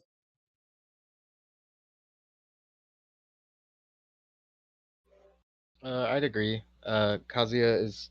I think he's improved in this game. It's probably my favorite Kazuya design since like Tekken 2 or some shit. It's so good. Uh, I like some of the story stuff with June. His gameplay has improved. Uh, he's still hard as fuck to play. Still feels weird to me. He'll always feel weird to me, but I do like playing him a bit. Uh, yeah, not much to say for me. He's always consistently good. I didn't know that in the story that he like fucking kills pedestrians. It's weird. Yeah, And the I would say the most disappointing. Sorry, I just want to say the most disappointing thing is that Bruce isn't in this game. agreed, To fully yeah, I agreed. feel like Fucking that love would have been a Bruce. perfect story beat. Yeah, Yeah, even just to show, or Anno could do the same thing, just to show that Kazuya has human right. connections. Because as it is now, he's just like this. He has no connections to anybody of any positive nature, bar June. But he doesn't. He interacts with June in his character ending, which is nice. And that's a nice little kind of relationship moment. But yeah, if Bruce or Anna, or preferably both, like we talked earlier about the roster, if you take out Law and Paul and put in Bruce and Anna and let them interact with Kazuya, it doesn't even have to be a major scene. It's just them kind of being comfortable in his presence and him showing some regard for them as human beings and as people. Um, it just makes him a far more interesting character. Like good villains have nuances and they're not like we could talk about say Shang Tsung from MK, that like what motivates Shang Tsung is a fear of death. He's terrified of dying, which is innately relatable.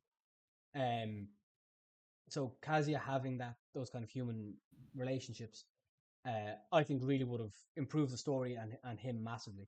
And yeah, the pedestrians is like in the first chapter he beats Jin, and to provoke Jin into like losing himself fully to the devil, he just like laser beams down a full street in New York City, and it's very Marvel. That's Well, it's fucked up. anime as well, but it's very kind of it's a bit much, is what I would say. It's a Yeah. bit much.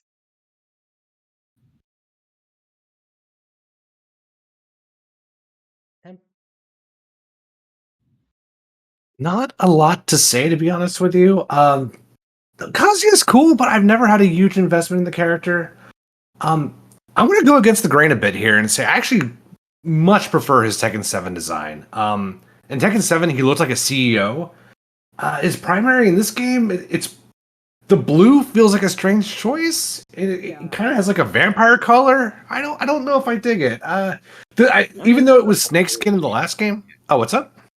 I felt like it was a callback to his like kind of purplish like it is. I don't know if it's purple or blue, but it's kind of like a dark blue purple. But yeah. I I think mean, it's he's always supposed to be had like a purple. all really like purple. It's too Yeah, reptilian. Like I know what they're going for with snakeskin, but it's too yeah. The texture. Yeah, I can yeah, I can see it's too that. reptile to me. It, it's also just it doesn't fit him as well. I feel like the jacket looked tailored in Tekken That's a 7, really while good this one was point. kind of baggier. It's a really good point. Around the He looked midsection like makes him look he chubby. owned a company. What's up? I was going to say in terms of the tailoring around the midsection, that jacket makes him look quite chubby. He has this fat Kazuya. Actually, That's that might good. make him better now that I think about it. Um, him and Fat Blaze can hang out. I don't know, man. It's Kazuya. Like it's cool. Nothing wrong with Kazuya here and there. Just don't have very strong feelings on the character. He's Kazuya. Like it's just he's better than Jin just because I feel like his dilemma is more interesting than Jin's dilemma. Which because what makes Kazuya such a dark character is that he could go back anytime he wants. He that door has been open for him to turn good all this time, and he's like, "Fuck it," and yeah, so that's fascinating. But it's just he's still Kazuya, so yeah, yeah, that's pretty much the big thing I had to say is I do prefer the CEO look of Tekken 7 as opposed to the villain look of Tekken 8. But yeah, 6. Well, if I can just ask, because I know, and you've referenced it before, and so have I, that Angel is a very, very important character to you, and Angel is one of your main and favorite Tekken characters. So can you just kind of maybe explore that aspect of Kazuya in terms of Angel, Angel being kind of like a offshoot of Kazuya, as in the same way Devil is, um, and what attracts you to Angel, but maybe not Kazuya as a whole. Yeah, sure. Well, conceptually, I like the symbolism behind Angel. Like you said earlier, the idea of Kazuya's conscience being personified, even though there's some debate about how true that is. But there's also the fact that I wanted an electric character, and it was a choice between an angelic being and Japanese man, and that it seemed like a very easy choice to me.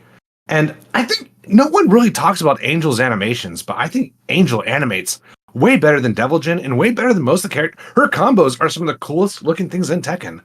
Um, so yeah, just it Angel was just the coolest character to me, and that electric is what kind of pushed her into that favorite character territory for me. If she didn't have the electric, maybe I wouldn't feel that way. Probably I'd default to Lars, but yeah, just a lot of cool stuff going on there. I just yeah, no one really talks about her, and which is crazy because she looks so cool when she's at her peak. And I like the stand stuff as well. I think the stand stuff is very interesting. It's all reactable, unfortunately. None of it's real, but the idea is there. I wish they could have expanded upon that. Yeah, I get that. And one thing I always really liked about Angel is if they were to bring Angel back, what I would do is I wouldn't go full angelic, if that makes sense.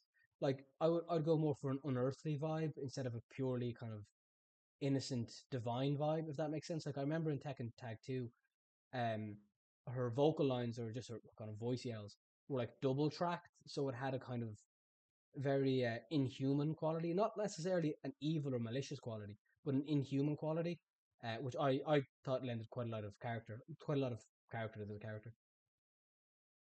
I feel like some of that is still in Tekken Tag too. Like when you hit her, like the noises she makes do not sound human to me. Yeah, exactly. Um, there's still a bit of that. And also she's characteristically angry. Like when you see her in the cinematic for Tekken Tag 2, she looks pissed. She does not like Ogre, True Ogre standing right before her. She goes all out in that. So yeah, just a great idea for a character. Yeah, we're going from great ideas to a character to an idea that was great 30 years ago. We have Jack 8. Um, so Jack is a Tekken staple. Um, I have a soft spot for Jack. Because he's always been in Tekken in some form. Sometimes you have Gunjack, as I think Gunjack was the main Jack. Yeah, Gunjack was the main Jack in Tekken 3. Um, actually, I think he wasn't in Jack Tekken 4. I think didn't have a Jack. He was in the ending when they kind of bombed Haramu, but he wasn't in Tekken 4. I could be wrong, but I don't think I am. Um, I like Jack. I really don't like this design. The bar mask across the eyes. Um, really doesn't do it for me. The full body armor doesn't do it for me. I don't see why a gigantic robot needs more armor. Um, he already is armor, and I get it. I get him in terms of being like the series jobber, and it's a good idea to be fair. That you know, uh, if you could import elsewhere into fighting games, it would save a lot of characters. Like to go to Mortal Kombat, for instance, if you have a Jack who can just take all the L's in story mode, and it's fine because he's just a robot, and he's just mass produced. So yeah, he's not particularly special. It makes guys like Reptile and Baraka look a lot better than getting their shit pushed in every chapter. Um, so yeah, the character really has no story. Jack has had no story basically since I mean his story is Jane, basically the little girl that Jack 2 saves in Tekken 2. Um, then Dr. Boskanovich. It's one of the two. I think it's Boskanovich. Tries to kill them in Tekken 3. Maybe does kill them. she then uploads that Jack's consciousness into Gunjack, and then she is the primary designer for the remainder of the Jack series. But with that said, Jack has no personality. By definition, he's kind of the foot soldier goon of um, G Corp. So yeah, it's Jack, and I feel like whether or not Jack is interesting depends on his design. I don't like his design. I don't like even what I can get away from the armor plates.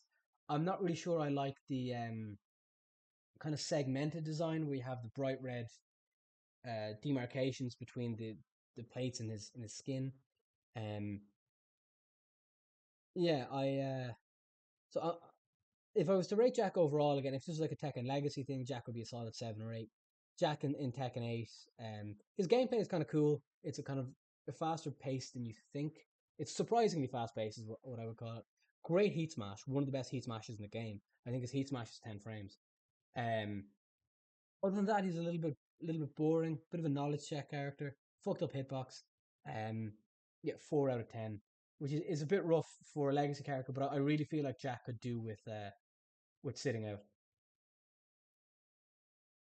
10. Yeah, I want to give him a 1. I don't like Jack. I never have. I think it looks stupid. So, yeah, the only reason he's not a 0 is because he needs to be there. Jack absolutely needs to be there. That's all. I don't have good things to say about Jack. Do you think he has to be there for to take the L's to do the jobber thing? No, I think he needs to be there for gameplay purposes. I don't believe in taking away. I believe in cumulative rosters. If a character is a staple, you need a really good reason to pluck out that staple. There has to be like Heihachi is a staple, but there was a good reason to remove him. I don't feel that way with Jack. I feel like if you have all these Jack players and the character's been in the game for 20 years, there's really no benefit to. I don't ever want to see that deception philosophy ever again of rosters, where they just rotate half the cast for no reason. It worked for Deception. It needed to happen to Deception because they rebooted the roster in MK4. But yeah, just after that, there's no reason to do that. For any franchise, Soul Calibur had the right idea with this until they ruined it with Soul Calibur 5. Before? Well, I gotta go real quick in like 10 minutes, so I'm just gonna rattle off the rest of my ratings. Jack, shitty design. Uh, they added some cool shit. I give him like a 5 or 6. Who else? Steve, 3 out of 10. He's Steve. Like very. I don't like his design that much. He's kind of whatever. Dragonoff, stupid as fuck. Hate fighting him. Uh, Most brain dead character I picked up so far. So brain dead, I dropped him in like a day. Very stupid. I hope they nerf him. Leo, wasted slot, shit character, 0. Shaheen, I like his, I like his design more. He's cool. I like him. 5 out of 10. Actually, a 6 out of 10. I'll give him a 6 because they gave him a lot of cool slide shit. And um, Temp, I actually want to fight your Shaheen if you pick him up again in this game. Yeah, for sure. That will probably not be the next character, but the character after my next character.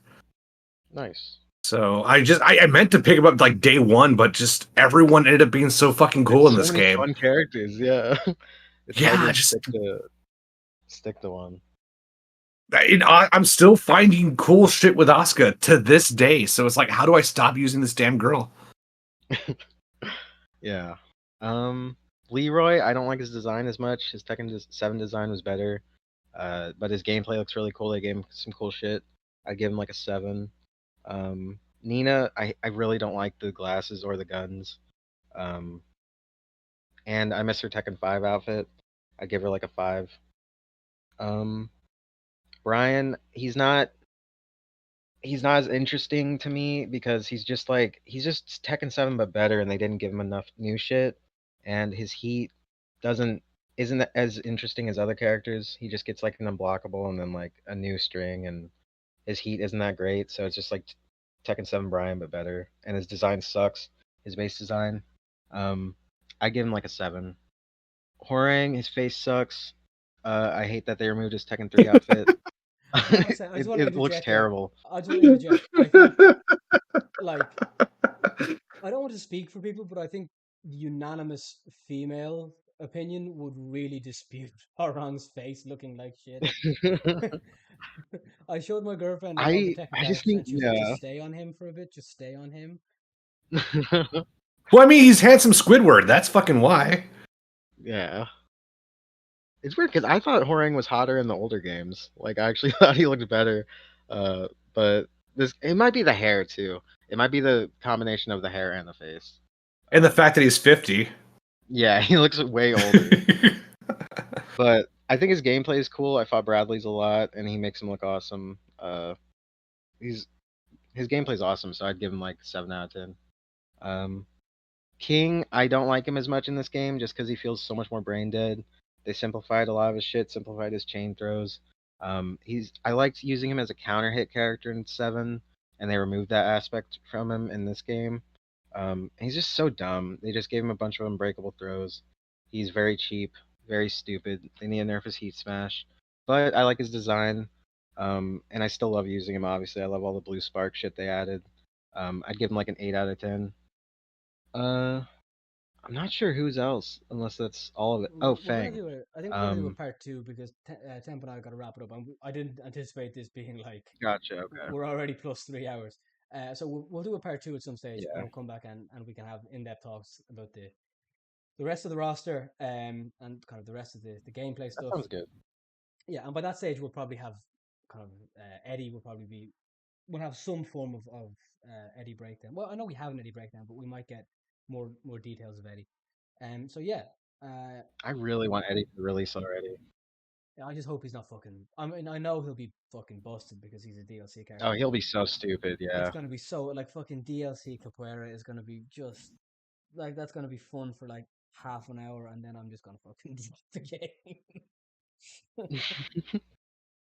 Okay. I'm really not looking forward to this 12 months for 4 characters, man, but it is what it Yeah, that would is. be terrible. Why is that standard now? That seems to be standard in like it's the same in Street Fighter, isn't it? It's the same as Strive. Yeah, it's the same in everything except for MK, surprisingly. Okay. Well, actually, King of Fighters too. I don't know how often they release characters, but yeah. Okay, so we'll wrap up there, and we will come back next time, and I'll put this in here, put it in the chat, so we know where to start next time. We're starting with King, so we will be back next time. So thank you everybody for listening, those who are listening. So thank you for listening. We will talk to you again soon, and yeah, that's it. Say goodbye, everybody. Peace. Later. See you guys.